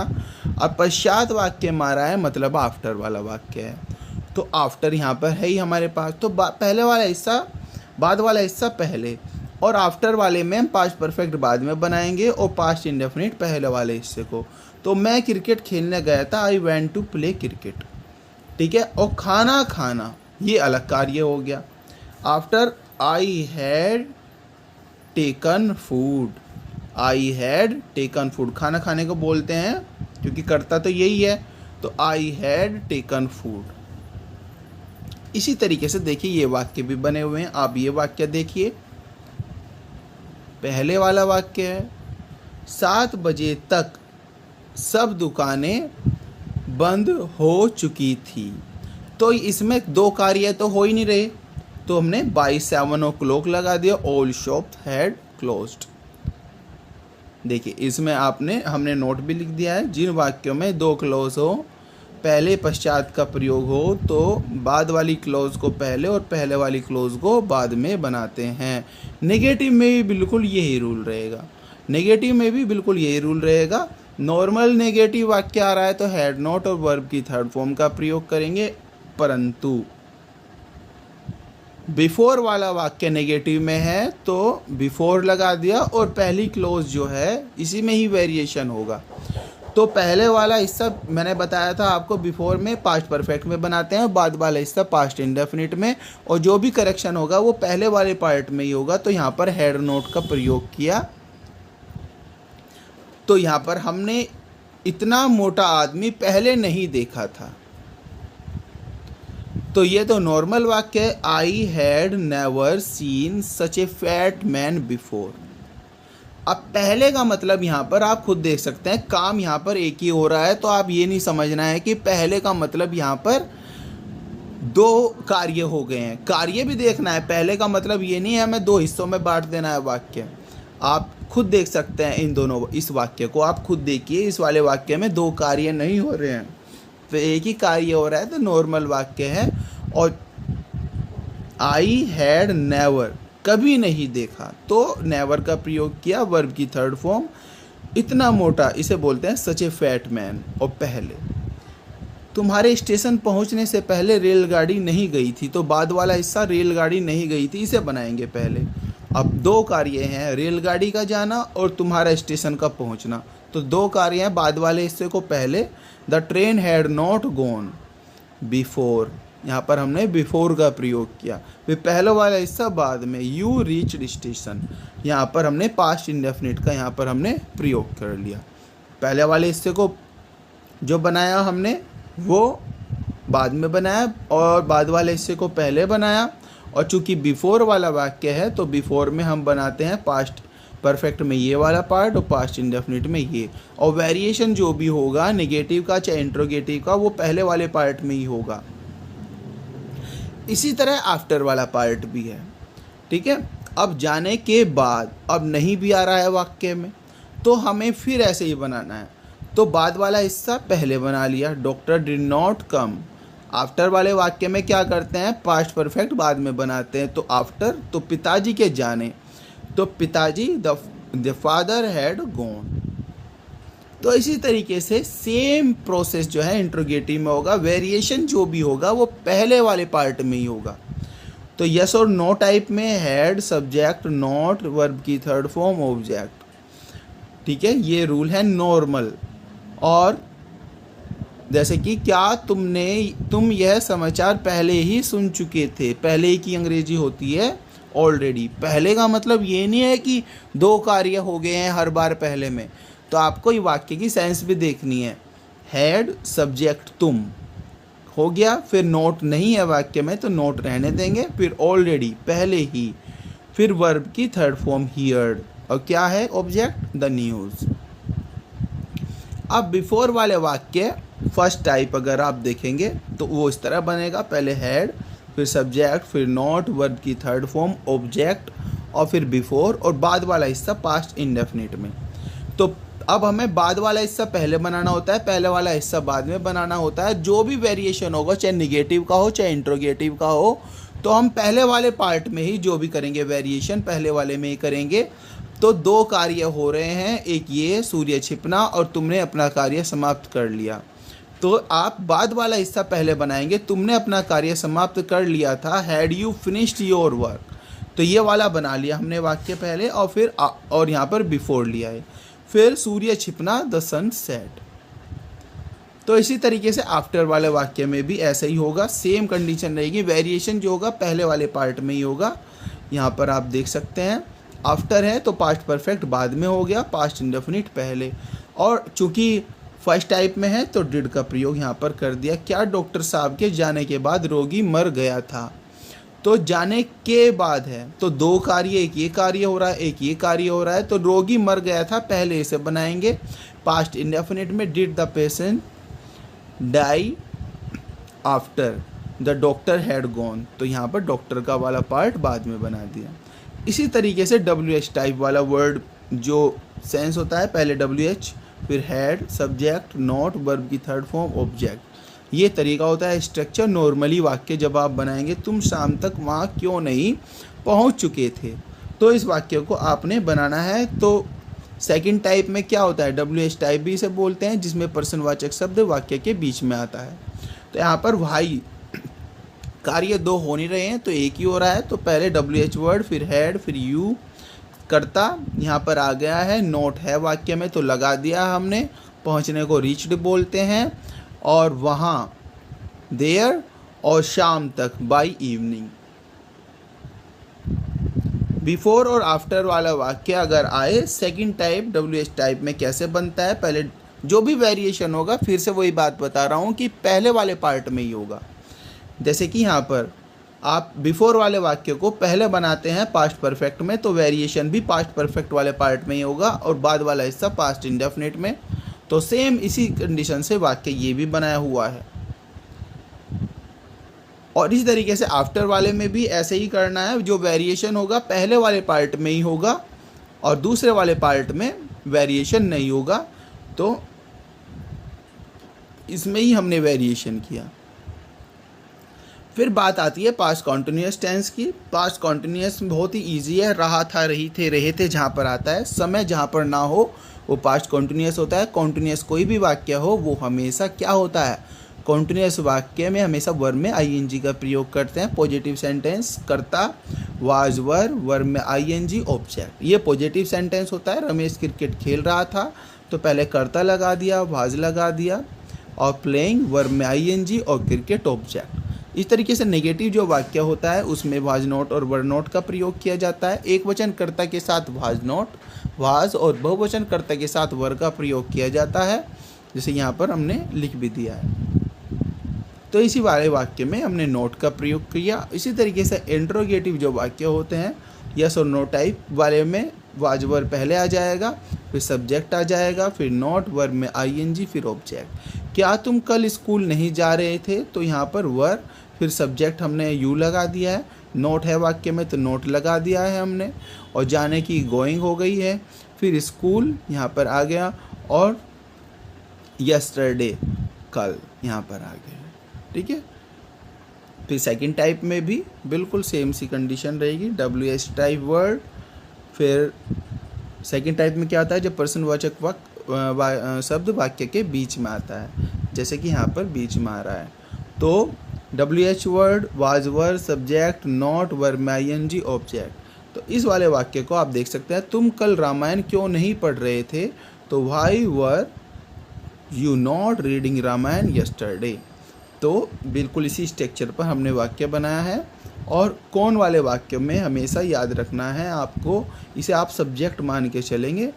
ठीक है। और इसका बनाने का तरीका होता है, तुम्हें कल अंग्रेजी कौन पढ़ा रहा था, तो कौन को हमने सब्जेक्ट मान लिया, फिर क्रिया हेल्पिंग वर्ब, फिर वर्ब में आईएनजी, फिर ऑब्जेक्ट, फिर यहाँ पर हमने इसी तरीके से ये वाक्य बनाया। फिर पास्ट परफेक्ट टेंस, पर पास्ट परफेक्ट कॉन्टिन्यूअस।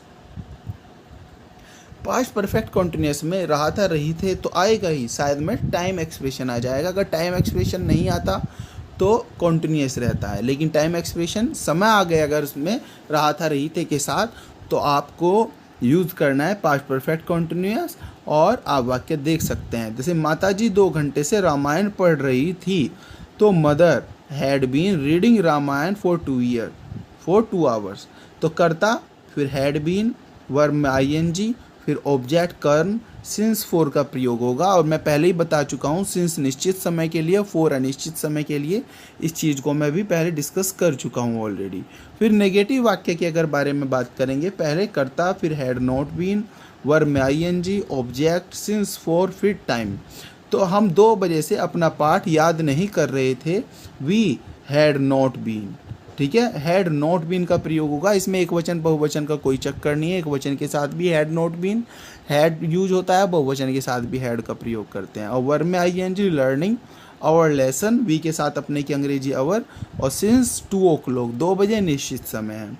इंट्रोगेटिव में भी फर्स्ट टाइप में क्या होता है, पहले हैड, फिर सब्जेक्ट, फिर नॉट बीन, और वर्ब में ING, object, since 4, time expression.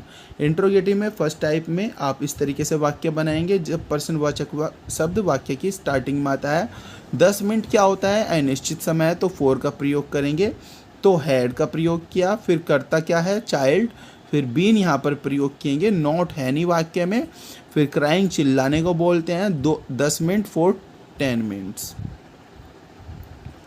बिल्कुल सेम सा वाक्य ये भी है, आप खुद देख सकते हैं। और सेकंड टाइप जो स्ट्रक्चर है, जब प्रश्नवाचक शब्द वाक्य के बीच में आता है तब ये स्ट्रक्चर होता है। WH type word, had, subject, not been. Not नहीं है वाक्य में तो कोई प्रॉब्लम वाली बात नहीं होती। फिर वर्ब में ING, object, with since 4, time expression. आप ये आप वाक्य देख सकते हैं। तो वाक्य के बीच में यहाँ पर क्यों आ रहा है और इस यहाँ पर वाक्य के बीच में कब से आ रहा है, यहाँ पर भी कौन आ रहा है, तो ये क्या है, सेकंड टाइप है। तो आपको ये वाक्य बनाना है, तुम सुबह से क्रिकेट क्यों खेल रहे थे, तो निश्चित समय है सुबह से, निश्चित समय है सुबह से, तो सिंस का प्रयोग करेंगे। तो पहले WH वर्ड, फिर हैड, फिर कर्ता, फिर बीन, फिर वर्ब में ING, प्लेइंग, फिर ऑब्जेक्ट क्रिकेट, फिर सिंस और मॉर्निंग। तुम कब से दिल्ली में रह रहे थे, हाउ लॉन्ग। कब से को इस तरीके के वाक्य में हाउ लॉन्ग का प्रयोग करते हैं। हैड, फिर कर्ता, फिर बीन, फिर लिविंग, रहने को बोलते हैं इन डेली। तो हु वाला वाक्य बिल्कुल उसी तरीके से बनाते हैं, हु को मानते हैं हम अफर्मेटिव की तरह। आप इस तरह का वाक्य जो बनाएंगे आप अफर्मेटिव की तरह बना देंगे। आप असर्टिव भी बोल सकते हैं, असर्टिव की तरह, पहले कर्ता, फिर क्रिया, फिर कर्म। तो हु को हम कर्ता मान के चलते हैं कौन वाले वाक्य में। फिर had been helping verb teaching you for a week. तो इस तरीके से वाक्य आपके पास्ट जो वाक्य था, ये आपके चारों टेंस जो हैं वो कंप्लीट हो गए हैं। एक ही वीडियो में मैंने कोशिश की है करने की। आई होप आप समझ गए होंगे, और इसका आपको PDF चाहिए और अच्छे से आप समझ लेंगे, वीडियो एक बार और देख लेना, और PDF आप इसे आप जब चेक करेंगे तो और अच्छे से समझ लेंगे। टेलीग्राम पर ये टॉपिक कंप्लीट हो जाएगा, मिल जाएगा, डिस्क्रिप्शन में लिंक मिल जाएगा टेलीग्राम चैनल का। आई होप वीडियो को आपने एंजॉय किया होगा। तो जो भी नए व्यूअर्स हैं, चैनल को जिसने सब्सक्राइब नहीं किया, चैनल को सब्सक्राइब जरूर कर दें, बेल आइकन जरूर प्रेस करें ताकि वीडियो का नोटिफिकेशन आपको समय से मिलता रहे। Thank you very much friends and my dear students.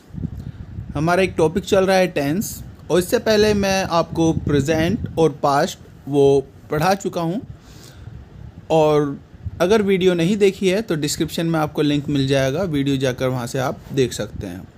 तो फ्यूचर को हम डिस्कस करेंगे, चारों टेंस जो फ्यूचर के हैं मेन, उन्हें हम डिस्कस करेंगे यहाँ पर। और देखिए इन टेंस की खास बात क्या है कि यहाँ पर हम ट्रांसलेशन के साथ आपको पढ़ा रहे हैं कि हिंदी से इंग्लिश किस तरीके से बनाई जाती है। अफर्मेटिव, नेगेटिव, इंट्रोगेटिव वाक्य को, इंट्रोगेटिव में भी दोनों तरह के, फर्स्ट टाइप और सेकंड टाइप, वो भी हम यहाँ पर विद एग्जाम्पल डिस्कस करते हैं। तो ये हिंदी मीडियम वालों के लिए बहुत ही ईजी और अच्छी वीडियो होने वाली है, और उन सभी लोगों के लिए इम्पोर्टेंट ये टॉपिक्स हैं जो बिल्कुल बेसिक से तैयारी कर रहे हैं, और बोर्ड स्टूडेंट्स के लिए तो इम्पोर्टेंट है ही। तो इससे पहले हम टेंस वगैरह ये सब हम कर चुके हैं, प्रेजेंट के भी कर चुके हैं, पास्ट के भी कर चुके हैं। अगर आपको इसका आपको PDF चाहिए तो टेलीग्राम का भी लिंक डिस्क्रिप्शन में आपको मिलेगा, तो आप टेलीग्राम को फॉलो कर सकते हैं। साथ ही चैनल को सब्सक्राइब ज़रूर करें जो भी नए व्यूअर्स हैं। इसका PDF भी टेलीग्राम पर आपको प्रोवाइड करा दिया जाएगा, तो आप ज्वाइन ज़रूर कर लें टेलीग्राम को, लिंक पर क्लिक करके, और आप सर्च भी कर सकते हैं Saubhit Agrawal classes. Future indefinite tense, future present और पास्ट को कर ही चुके हैं। 3 ही काल होते हैं, जो वर्तमान में जो चल रहा है प्रेजेंट, जो गुजर चुका पास्ट, और जो आने वाला है फ्यूचर। और फ्यूचर के 4 जो होते हैं पार्ट होते हैं। पहले हम जो डिस्कस करेंगे वो करेंगे फ्यूचर इंडेफिनिट टेंस। ये होता है क्या, जो आने वाला होता है, गा गी गे इसकी पहचान होती है। वाक्य के अंत में आपको गा गी गे मिलेगा, जैसे कि यहाँ पर एग्जाम्पल आप दे सकते हैं, पढ़ूंगा। बेसिक सी चीज़ें आप सभी ने पढ़ा भी होगा, जो स्टूडेंट 6 to 8 हैं उन सभी ने पढ़ा होगा, 10th वालों ने भी पढ़ा हुआ होगा, 12th वालों ने भी पढ़ा होगा, और जो कंपटीशन की तैयारी कर रहे हैं सभी ने पढ़ा हुआ होगा ये।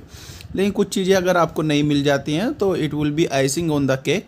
और अगर आपने नहीं पढ़ा, तो जो स्टूडेंट्स हैं अगर आपने नहीं पढ़ा तो ये वीडियो आपके लिए हेल्पफुल रहेगी, और आप उनके साथ भी शेयर कर सकते हैं जो आपके जूनियर हैं, आपके घर में छोटे हैं, उनके लिए भी ये वीडियो हेल्पफुल रहेगी। तो आई और वी के साथ हम शैल का प्रयोग करते हैं, जो अदर्स होते हैं विल का प्रयोग करते हैं, और कल के लिए हम टुमारो का इसमें प्रयोग करते हैं।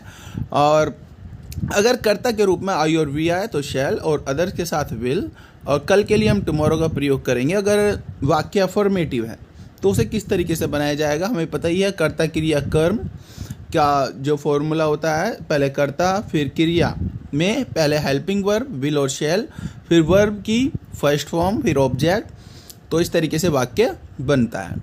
तो जैसे एग्जाम्पल आप यहाँ पर देख सकते हैं, मैं आज यह पुस्तक पढ़ूंगा। तो अगर इसी वाक्य को हम बनाएं, आई शैल, तो आई के साथ बताया शैल, और पढ़ूंगा कि बोलते हैं रीड, फर्स्ट फॉर्म है, और इस पुस्तक को, दिस बुक, और आज की हम यहाँ पर नहीं लगाई है, लेकिन आज का यहाँ पर टुडे हो जाएगा। और एक ये पॉइंट इम्पोर्टेंट है, ये नोट आप कर भी सकते हैं। अगर वाक्य में धमकी आए, आदेश आए, या दृढ़ता आए, डिटर्मिनेशन आए, बाध्यता आए, कंपल्सन आए, आप किसी चीज़ को करने के लिए बाध्य हों, तो आप क्या करेंगे, आई और वी के साथ विल का प्रयोग करेंगे और अदर के साथ आप शैल का प्रयोग करेंगे, मतलब हम उलट कर देंगे।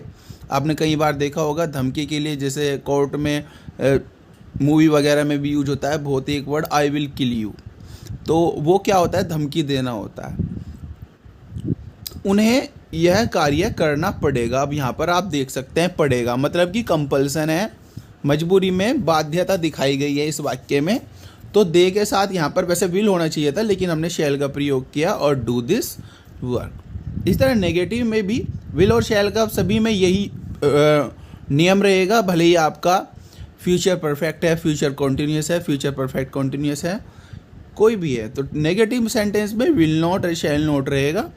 तुम्हारा भाई कल इस कमरे में नहीं सोएगा, तो पहले कर्ता को यूज़ करते हैं, फिर हम विल नॉट को यूज़ करेंगे, अदर है, और सोएगा को बोलते हैं स्लीप, और इस कमरे में इन दिस रूम, और कल को हम यहाँ पर लिखते हैं टुमारो। इस तरह इंटरोगेटिव सेंटेंस मैं बताता हूँ। फर्स्ट टाइप में क्या होता है, यस और नो टाइप जिन्हें बोला जाता है। इसमें क्या होता है, पर्सनवाचक वाक्य से, पर्सनवाचक शब्द से जब वाक्य की शुरुआत होती है तो वो फर्स्ट टाइप में होता है। तो उस वाक्य को बनाने का जो स्ट्रक्चर होता है वो ये होता है, पहले विल और शैल लगाएंगे, फिर उसके बाद कर्ता लगाएंगे जो काम करने वाला है।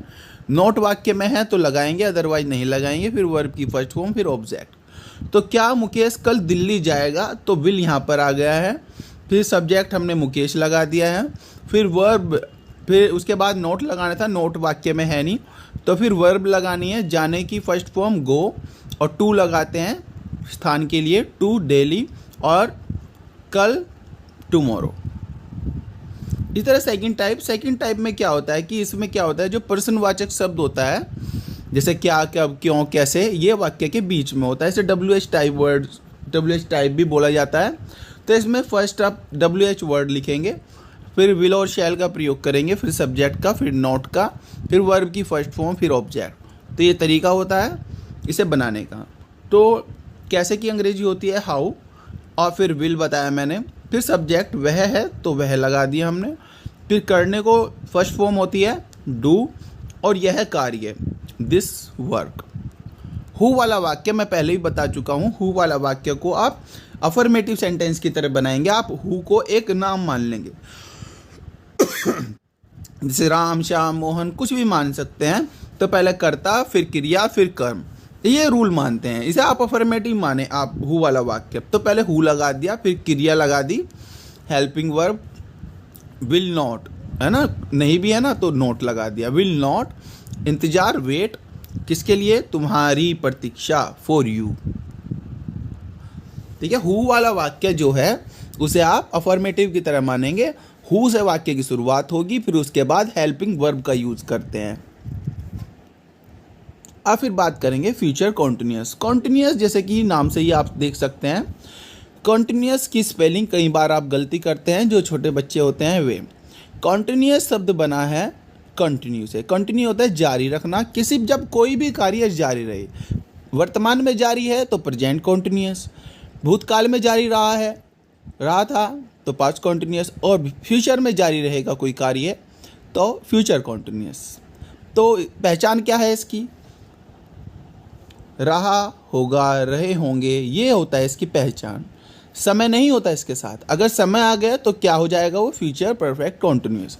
लेकिन हम यहाँ पर समय के बारे में अभी डिस्कशन नहीं कर रहे हैं। तो फ्यूचर कॉन्टिन्यूअस की हेल्पिंग वर्ब क्या होती है, विल बी और शैल बी। जैसे कि आप यहाँ पर एग्जाम्पल देख पा रहे हैं, मैं उस समय पढ़ रहा हूँगा, तो यहाँ पर रहा हूँगा आ रहा है, तो फ्यूचर कॉन्टिन्यूअस है। अफर्मेटिव बनाने का तरीका ये स्ट्रक्चर है, पहले कर्ता का प्रयोग करेंगे, फिर will be, shall be. Will और शैल का यूज वही रहेगा, अगर धमकी, बाध्यता अगर कहीं पर है, या किसी काम को करने की इच्छा शक्ति है, दृढ़ता है, तो आप इसमें उलट यूज़ करेंगे। आई और वी के साथ विल का प्रयोग करेंगे, अदर के साथ शैल का। तो subject will be, shall be, verb में आईएनजी, फिर ऑब्जेक्ट। याद रखना कॉन्टिन्यूस कोई भी एक्शन होगा, चाहे वो प्रेजेंट परफेक्ट कॉन्टिन्यूस है, पास्ट परफेक्ट कॉन्टिन्यूस है, चाहे पास्ट कॉन्टिन्यूस है, प्रेजेंट कॉन्टिन्यूस है, फ्यूचर कॉन्टिन्यूस है, चाहे फ्यूचर परफेक्ट कॉन्टिन्यूस है, कोई भी कॉन्टिन्यूस है उसमें हमेशा वर्ब में आईएनजी का प्रयोग करते हैं। तो इसी वाक्य को अगर हम बना लेंगे तो मैं की आई यूज हो जाएगी, मैं उस समय पढ़ रहा हूँगा, आई शैल बी, आई के साथ शैल, पढ़ने के होते हैं रीडिंग, उस समय एट दैट टाइम, उस समय को बोलते हैं एट दैट टाइम। रूल ये लिख दिया मैंने, विल और शैल का सेम रहेगा जैसे कि मैं फ्यूचर में आपको बताया हुआ है, फ्यूचर इंडेफिनिट में। फिर नेगेटिव आएगा तो will not B, will be not नहीं होगा, will not B, shall not be, verb में आईएनजी और ऑब्जेक्ट, इस बात का भी आपको ध्यान रखना है। तो तरीका वही है, बस इसमें नॉट जो है शैल बी और विल बी के बीच में आ जाएगा। माली पौधों को पानी नहीं देता रहेगा, the gardener will not be, ठीक है, विल नॉट बी, पहले सब्जेक्ट गार्डनर लिख दिया हमने, माली की इंग्लिश क्या होती है, गार्डनर होता है, फिर विल नॉट बी, फिर पानी देने को बोलते हैं वाटरिंग, आईएनजी का प्रयोग किया, पौधों को द प्लांट्स, फिर ऑब्जेक्ट आ गया। इस तरह फिर इसमें भी इंट्रोगेटिव में फर्स्ट टाइप है, फर्स्ट टाइप में यस और नो टाइप भी जिसे बोलते हैं, जिसमें पर्सनवाचक शब्द क्या से वाक्य की शुरुआत होती है, जैसे कि इस वाक्य में भी हो रही है, कोई भी वाक्य होगा। तो आप स्ट्रक्चर जो है ये रखेंगे माइंड में, विल और शैल, फिर सब्जेक्ट, फिर नॉट और बी, अगर नॉट वाक्य में है तो लगाएंगे, अदरवाइज हम नहीं लगाएंगे, फिर वर्ब में आईएनजी और ऑब्जेक्ट। अब ये वाक्य बनाते हैं, क्या वे तुम्हारी सहायता नहीं करते रहेंगे, विल दे, पहले विल लगा दिया हमने, तो इसी तरह विल और शैल का प्रयोग करना, तो दे के साथ विल का प्रयोग किया, तो वे की हो गई दे, फिर यहाँ पर नोट है वाक्य में तो हमने नोट का प्रयोग कर दिया, फिर बी का प्रयोग कर दिया, फिर वर्ब में आईएनजी, सहायता करने को बोलते हैं हेल्प, हेल्प में आईएनजी हो गया, तुम्हारी, तुम्हारी को क्या बोलते हैं यू, वर्ब के बाद अगर यू आया तो वो ऑब्जेक्ट होता है, वर्ब से पहले यू आता है तो वो सब्जेक्ट होता है, क्योंकि यू दोनों ही फॉर्म में वाई ओ यू ही रहता है, इसमें आप पहचान नहीं कर सकते, अगर वर्ब से पहले है तो सब्जेक्ट, वर्ब के बाद है तो ऑब्जेक्ट। क्या मोहन अपनी पुस्तक पढ़ता रहेगा, तो इस वाले वाक्य में आप देख सकते हैं विल से वाक्य की शुरुआत की हमने, क्योंकि प्रश्नवाचक वाक्य से शुरुआत है, सबसे वाक्य की शुरुआत है, फिर मोहन सब्जेक्ट, फिर नोट तो है नहीं वाक्य में तो बी यहाँ पर ले आए हम, फिर रीडिंग, पढ़ने को रीडिंग, अपनी पुस्तक, लड़के के साथ अपनी की अंग्रेजी हिज, अगर लड़की है तो हर, अब बहुत सारे लोग हैं तो उसके साथ अपनी की अंग्रेजी देयर, वी के साथ अपनी की अंग्रेजी hour, O U R hour, लड़की है तो हर, ये सब बेसिक से कॉन्सेप्ट से रहते हैं। फिर इसके बाद यस और नो टाइप,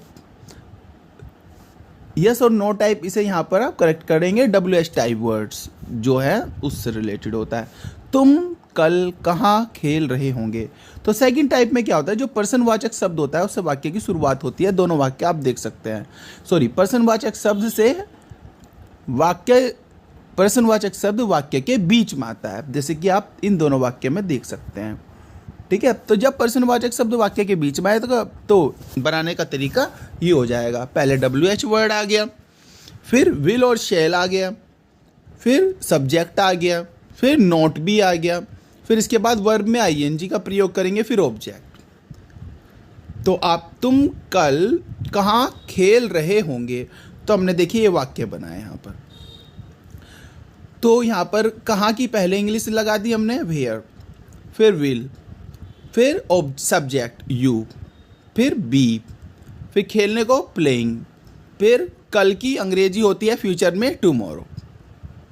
इसी तरह सेकंड वाक्य भी है, वे इस तरह क्यों बातें करते रहेंगे, वाई, क्योंकि भाई, फिर विल, फिर हमने लगा दिया हमने वे की अंग्रेजी दे, फिर उसके बाद बी का प्रयोग किया, फिर बात करने को कहते हैं टॉकिंग, और इस तरह को बोलते हैं लाइक दिस, इस तरह।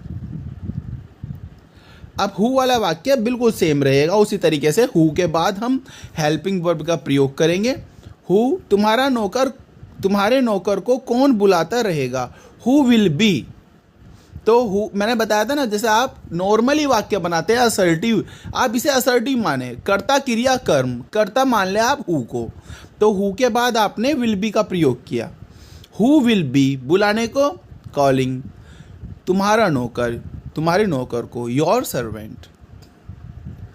फिर अब इसके बाद फ्यूचर परफेक्ट टेंस, जैसे कि पास्ट परफेक्ट टेंस था ना, थोड़ा कॉम्प्लिकेटेड सा था, इसी तरीके से फ्यूचर परफेक्ट टेंस में भी इसमें भी दो कार्य वाले वाक्य भी होते हैं।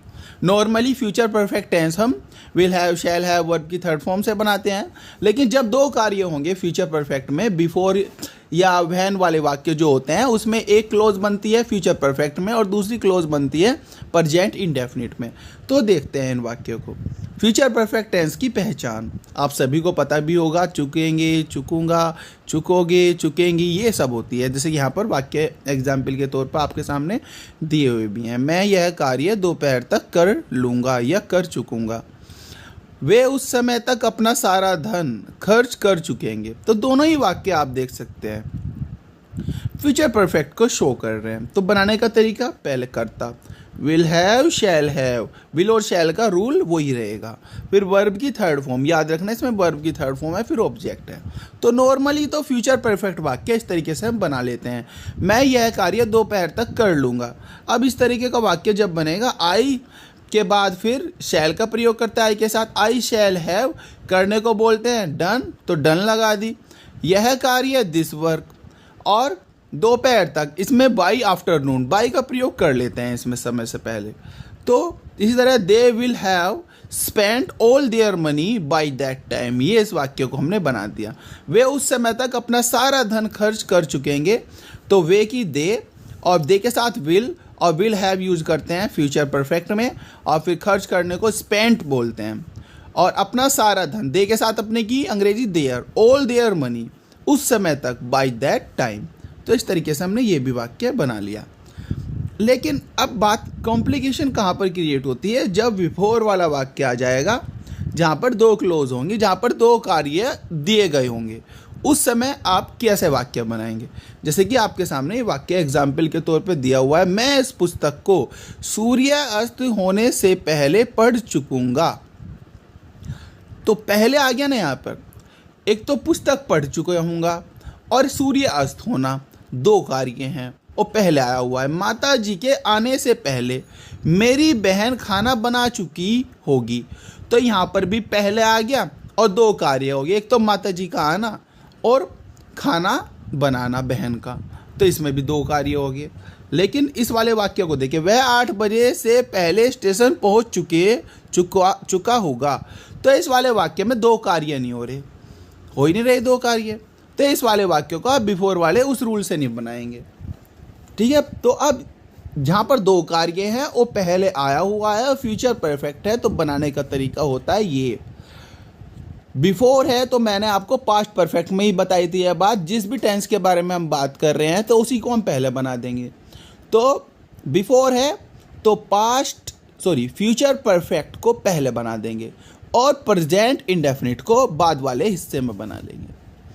ठीक है, याद रखना। और इसमें बिफोर वाला वाक्य ही होता है और आफ्टर वाला नहीं होता, यही रूल रहेगा। अब हम अगर पहले ही वाक्य को बनाने हैं, मैं इस पुस्तक को सूर्य अस्त होने से पहले पढ़ चुकूंगा, बाद वाला हिस्सा पहले, पहले वाला हिस्सा बाद में, यह बात आपको मैंने पहले भी बताई थी। तो इस वाले वाक्य को देखते हैं, हमने बनाया है, I shall have read this book. I shall have read this book, देखिए यहाँ पर मैं इस पुस्तक को सूर्यास्त होने से पहले पढ़ चुकूंगा। तो पढ़ना जो है ना, पुस्तक को पढ़ना, इसके द्वारा ये कार्य बाद वाला है, इसे पहले बना लिया। I shall have read this book before, तो यहाँ पर बिफोर लगा दिया। और सूर्य छिपना, ये एक कार्य था बाद वाला है, सब हमने प्रेजेंट इंडेफिनिट में बना लिया। इसी तरह इसमें भी दो कार्य हो रहे हैं, माता जी का आना और मेरी बहन का खाना बनाना, और दो हिस्से हैं, तो बाद वाला हिस्सा पहले, पहले वाला हिस्सा बाद में, और पहले वाला हिस्से को जो बनाएंगे आप फ्यूचर परफेक्ट में बनाएंगे। My sister shall have cooked the food before the mother comes. और ये वाला वाक्य जो है, इसमें दो कार्य नहीं थे। अब वैसे यहाँ पर इट इज़ 8 o'clock से भी वाक्य बन सकता है, लेकिन इस वाक्य को बनाने का अच्छा तरीका क्या था, he will have reached the station by 8 o'clock, आप ऐसे भी बना सकते हैं। और आप बिफोर वाले तरीके से बनाना चाहते हैं तो ऐसे ही बना सकते हैं। तो ये वाक्य भी आप दोनों तरीके से बना सकते हैं, लेकिन ज़्यादा सही है कि आप नॉर्मली तरीके से बनाएं। 8 बजे से पहले को आप लिख सकते हैं बाई 8 o'clock।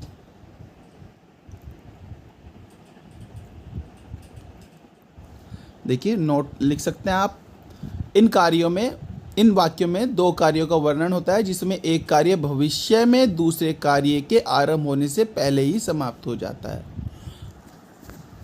2 कार्य होते हैं। ऐसे ही नेगेटिव वाली भी बात रहेगी। जो भी करेक्शन होगा, जो भी वेरिएशन होगा, वो पहले वाले हिस्से में ही होगा।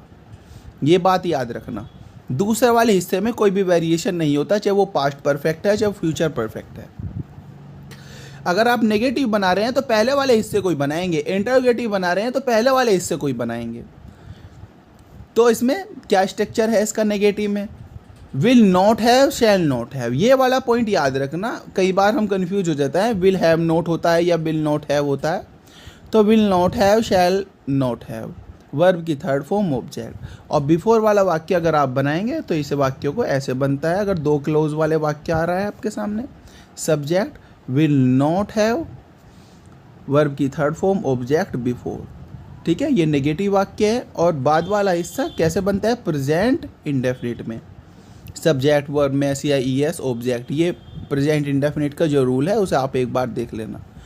तो वाक्य आपके सामने है, मेरे आने से पूर्व कैलाश अपना पाठ याद नहीं कर चुकेगा। तो बाद वाला हिस्सा हम पहले बनाएंगे। कैलाश अपना पाठ याद नहीं कर चुका होगा, और ये बनेगा नेगेटिव में। कैलाश विल नॉट, और वर्ब की third form learn his lesson, और फिर बिफोर। और मेरा आना एक ये कार्य हो गया, ये प्रेजेंट इंडेफिनिट में बना दिया, आई कम। इस तरह इंट्रोगेटिव में फर्स्ट टाइप अगर वाक्य आएगा तो जो भी वेरिएशन होगा इसी में ही होगा। फर्स्ट टाइप में will, subject, not, have, verb की थर्ड फॉर्म, फिर ऑब्जेक्ट। अगर बिफोर है तो ये वाला रूल रहेगा। अच्छा, बिफोर है भी नहीं तो बस ये वाला रूल, ये वाला हट जाएगा। बिफोर वाला वाक्य नहीं है तो ये तो रूल ऊपर वाला नॉर्मली चलेगा ही। तो बिफोर आ गया, और बाद वाला हिस्सा जो है प्रेजेंट इंडेफिनिट में वाक्य आपके सामने है। क्या उस समय तक तुम इन प्रश्नों को हल नहीं कर चुकोगे या चुकोगे? तो इस वाले वाक्य में बाद वाला हिस्सा पहले, पहले वाला हिस्सा बाद में। तो बाद वाला हिस्सा क्या है? उस समय तक। ये तो नॉर्मली है, इसमें 2 कार्य हो ही नहीं रहे हैं। तो जब 2 कार्य नहीं हो रहे हैं तो आप इसे नॉर्मली बाय दैट टाइम, उस समय तक की इंग्लिश लगाते हैं, बाय दैट टाइम। विल, फिर इसके बाद सब्जेक्ट, नॉट, हैव, फिर वर्ब की थर्ड फॉर्म, फिर इन पर्सन दीज क्वेश्चंस, उस समय तक बाय दैट टाइम। अब इस वाले में जो दूसरा वाक्य है इसमें 2 कार्य हो रहे हैं। से पूर्व, पहले, मेहमान का आना और रसोइयों का खाना बनाना, 2 कार्य हैं। और पूर्व आ रहा है, पूर्व और पहले एक ही बात है। तो बाद वाला हिस्सा पहले बनाएंगे, विल, फिर द कुक, फिर हैव, वर्ब की third form prepared the food, फिर बिफोर। ठीक है, फिर जो पहले वाला हिस्सा है वो बाद में, और ये प्रेजेंट इंडेफिनिट में बनेगा। पहले मेहमानों की अंग्रेजी लगा दी गेस्ट, और फिर कम।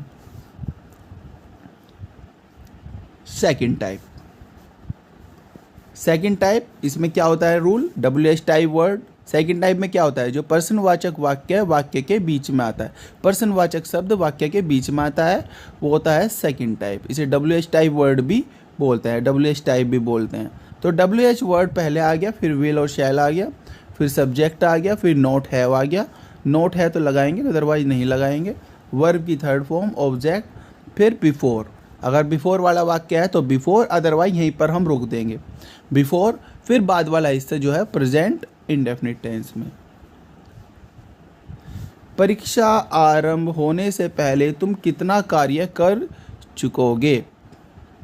2 कार्य हो रहे हैं, परीक्षा आरंभ होना और कार्य करना। तो यहाँ पर कितना कार्य, कितना के लिए हाउ मैनी, हाउ मच का प्रयोग करते हैं। वो कार्य जो होता है अनकाउंटेबल नाउन है तो हाउ मच का प्रयोग करेंगे। हाउ मच वर्क, फिर विल यू हैव डन, फिर बिफोर आ गया। अब जो पहला वाला हिस्सा है इसे बाद में बना लेंगे। एग्जाम बिगिंस, परीक्षा आरंभ होना, ये प्रेजेंट इंडेफिनिट में बना दिया। फिर इसी तरीके से ये भी वाक्य आपके सामने है, माता जी के सोने से पहले शीला पाठ याद क्यों नहीं कर चुकी होगी या चुकेगी। तो दो कार्य हो रहे हैं, माता जी का सोना और शीला का पाठ याद करना और पहले। तो बाद वाला हिस्सा पहले बनाएंगे। पहले why will Sheila not have learn the lesson before. अब जो पहले वाला हिस्सा उसे बाद में बना देंगे और प्रेजेंट इंडेफिनिट में बना देंगे, मदर स्लीप्स। अब इसी तरीके से अब यहाँ पर फ्यूचर परफेक्ट कॉन्टिन्यूस टेंस को हम देखते हैं। फ्यूचर परफेक्ट कॉन्टिन्यूस, इसमें रहा होगा, रहेगा, रहता होगा, ये तो रहेगा ही, इसके साथ टाइम लिमिट आ जाती है, समय आ जाता है। अगर समय नहीं है तो फ्यूचर कॉन्टिन्यूस है, और समय आ गया तो फ्यूचर परफेक्ट कॉन्टिन्यूस। बस समय का ही एक अंतर है। वह 1 घंटे तक पढ़ता रहेगा। हम कल इस समय 2 दिन तक खेलते रहेंगे। तो यहाँ पर भी आ गया टाइम, और यहाँ पर भी टाइम आ गया, और यहाँ पर रहेंगे भी आ गया। तो यहाँ पर वाक्य हो गया फ्यूचर परफेक्ट कॉन्टिन्यूस। और परफेक्ट कॉन्टिन्यूस मैंने आपको पहले भी बताया था, कोई भी परफेक्ट कॉन्टिन्यूस होगा, कोई भी, या कॉन्टिन्यूस कोई भी होगा, वर्ब में आईएनजी का प्रयोग करेंगे। और इसका रूल ये रहा, subject will have been, shall have been, verb में आईएनजी, ऑब्जेक्ट। फिर सिंस और फॉर और टाइम एक्सप्रेशन। सिंस का प्रयोग और फॉर का प्रयोग पहले बता चुका हूँ। सिंस का प्रयोग निश्चित समय के लिए, फॉर का प्रयोग अनिश्चित समय के लिए। तो दोनों वाक्यों को बना लेंगे। वह 1 घंटे तक पढ़ता रहेगा, तो यह बनाया हुआ है ही विल हैव बीन, पढ़ने को बोलते हैं रीडिंग, फॉर 1 आवर, 1 घंटे तक। अगर होता 1 बजे तक या 1 बजे तो यहाँ पर सिंस हो जाता है, लेकिन 1 घंटे है तो हमें पता नहीं कौन सा वो घंटा है, तो फॉर 1 आवर। इसी तरीके से ये वाक्य जो है सेकंड, हम कल इस समय 2 दिन तक खेलते रहेंगे, तो वी के साथ शैल यूज कर दिया, we shall have been playing for 2 days, और इस समय एट दिस टाइम, और कल टुमारो। नेगेटिव वाक्य कैसे बनता है, ये सीक्वेंस रहता है, याद रखना। विल हैव नॉट भी कई बार दिमाग में आ जाता है, विल नॉट हैव, तो दिमाग में याद रखना will not have been, shall not have been, और वर्ब में ING, object, since, for, time expression. तो वाक्य बनाने का तरीका नेगेटिव में, मैं कल 36 घंटे तक इतिहास नहीं पढ़ता रहूँगा, I shall not have been reading history, shall not have been, देखिए ये आई के साथ शैल का प्रयोग किया, हिस्ट्री। 4 36 घंटे, पता नहीं कौन से घंटे, तो 4 36 आवर्स।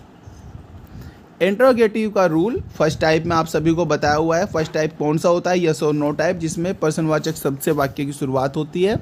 इसे बनाने का तरीका ये होता है, ये स्ट्रक्चर है इसका, पहले विल और शैल, फिर सब्जेक्ट, फिर नॉट हैव बीन, नोट लगाएंगे तब अगर नोट है, अदरवाइज नहीं लगाएंगे, वर्ब में आईएनजी, ऑब्जेक्ट, सिंस, फॉर, फिर इसके बाद टाइम एक्सप्रेशन, जो भी समय दिया हुआ है। तो वाक्य आपके सामने, क्या तुम 5 घंटे तक राजेश की प्रतीक्षा करते रहोगे। तो विल से वाक्य की शुरुआत करेंगे, चूंकि यहाँ पर यू है, तो विल यू। फिर यहाँ पर हैव बीन प्रयोग करेंगे, इंतजार करने को बोलते हैं वेटिंग, फॉर राजेश, और फॉर 5 आवर्स।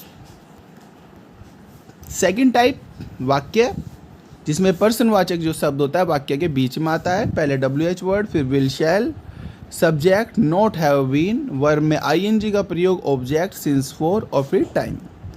ये इसका रूल होता है, ये लड़कियां इतने अधिक समय तक क्यों गाती रहेगी। तो क्यों आ गया यहाँ पर, तो पहले WH वर्ड वाई लिया है हम, फिर विल आ गया इसके बाद, फिर आ गया सब्जेक्ट, फिर हैव बीन, फिर गाने को बोलते हैं सिंगिंग, और इतने अधिक समय तक इसे बोलते हैं such a long time, for such a long time. तुम्हें 15 मिनट तक कौन नहीं पढ़ाता रहेगा।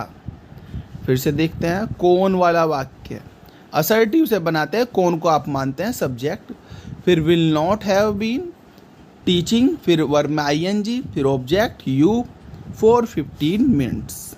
तो इस तरीके से आपके जो टेंस थे वो पूरे कंप्लीट कर दिए हैं मैंने, प्रेजेंट से लेकर फ्यूचर तक 12 का 12 मैंने कंप्लीट कर दिए हैं।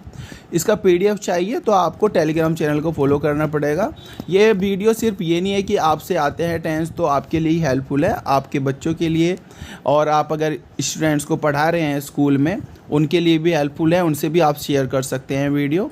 और अपना कहीं पर भी आपको इस वीडियो की हेल्प की ज़रूरत पड़ सकती है तो अपने स्टूडेंट्स के साथ, जो क्लास में आप कॉलेज में पढ़ा रहे हैं, प्राइवेट स्कूल्स में पढ़ा रहे हैं, वहाँ पर भी आप शेयर कर सकते हैं। छोटे बच्चों के लिए भी इम्पोर्टेंट है ये वीडियो, और जो बेसिक से तैयारी कर रहे हैं TGT PGT या अदर कॉम्पिटिटिव एग्ज़ाम की, तो उनके लिए भी हेल्पफुल रहेगी। तो शेयर ज़रूर करें वीडियो को। जिसने चैनल को सब्सक्राइब नहीं किया चैनल को सब्सक्राइब ज़रूर करें, और इसका PDF आपको टेलीग्राम पर मिलेगा। Thank you very much, bye bye.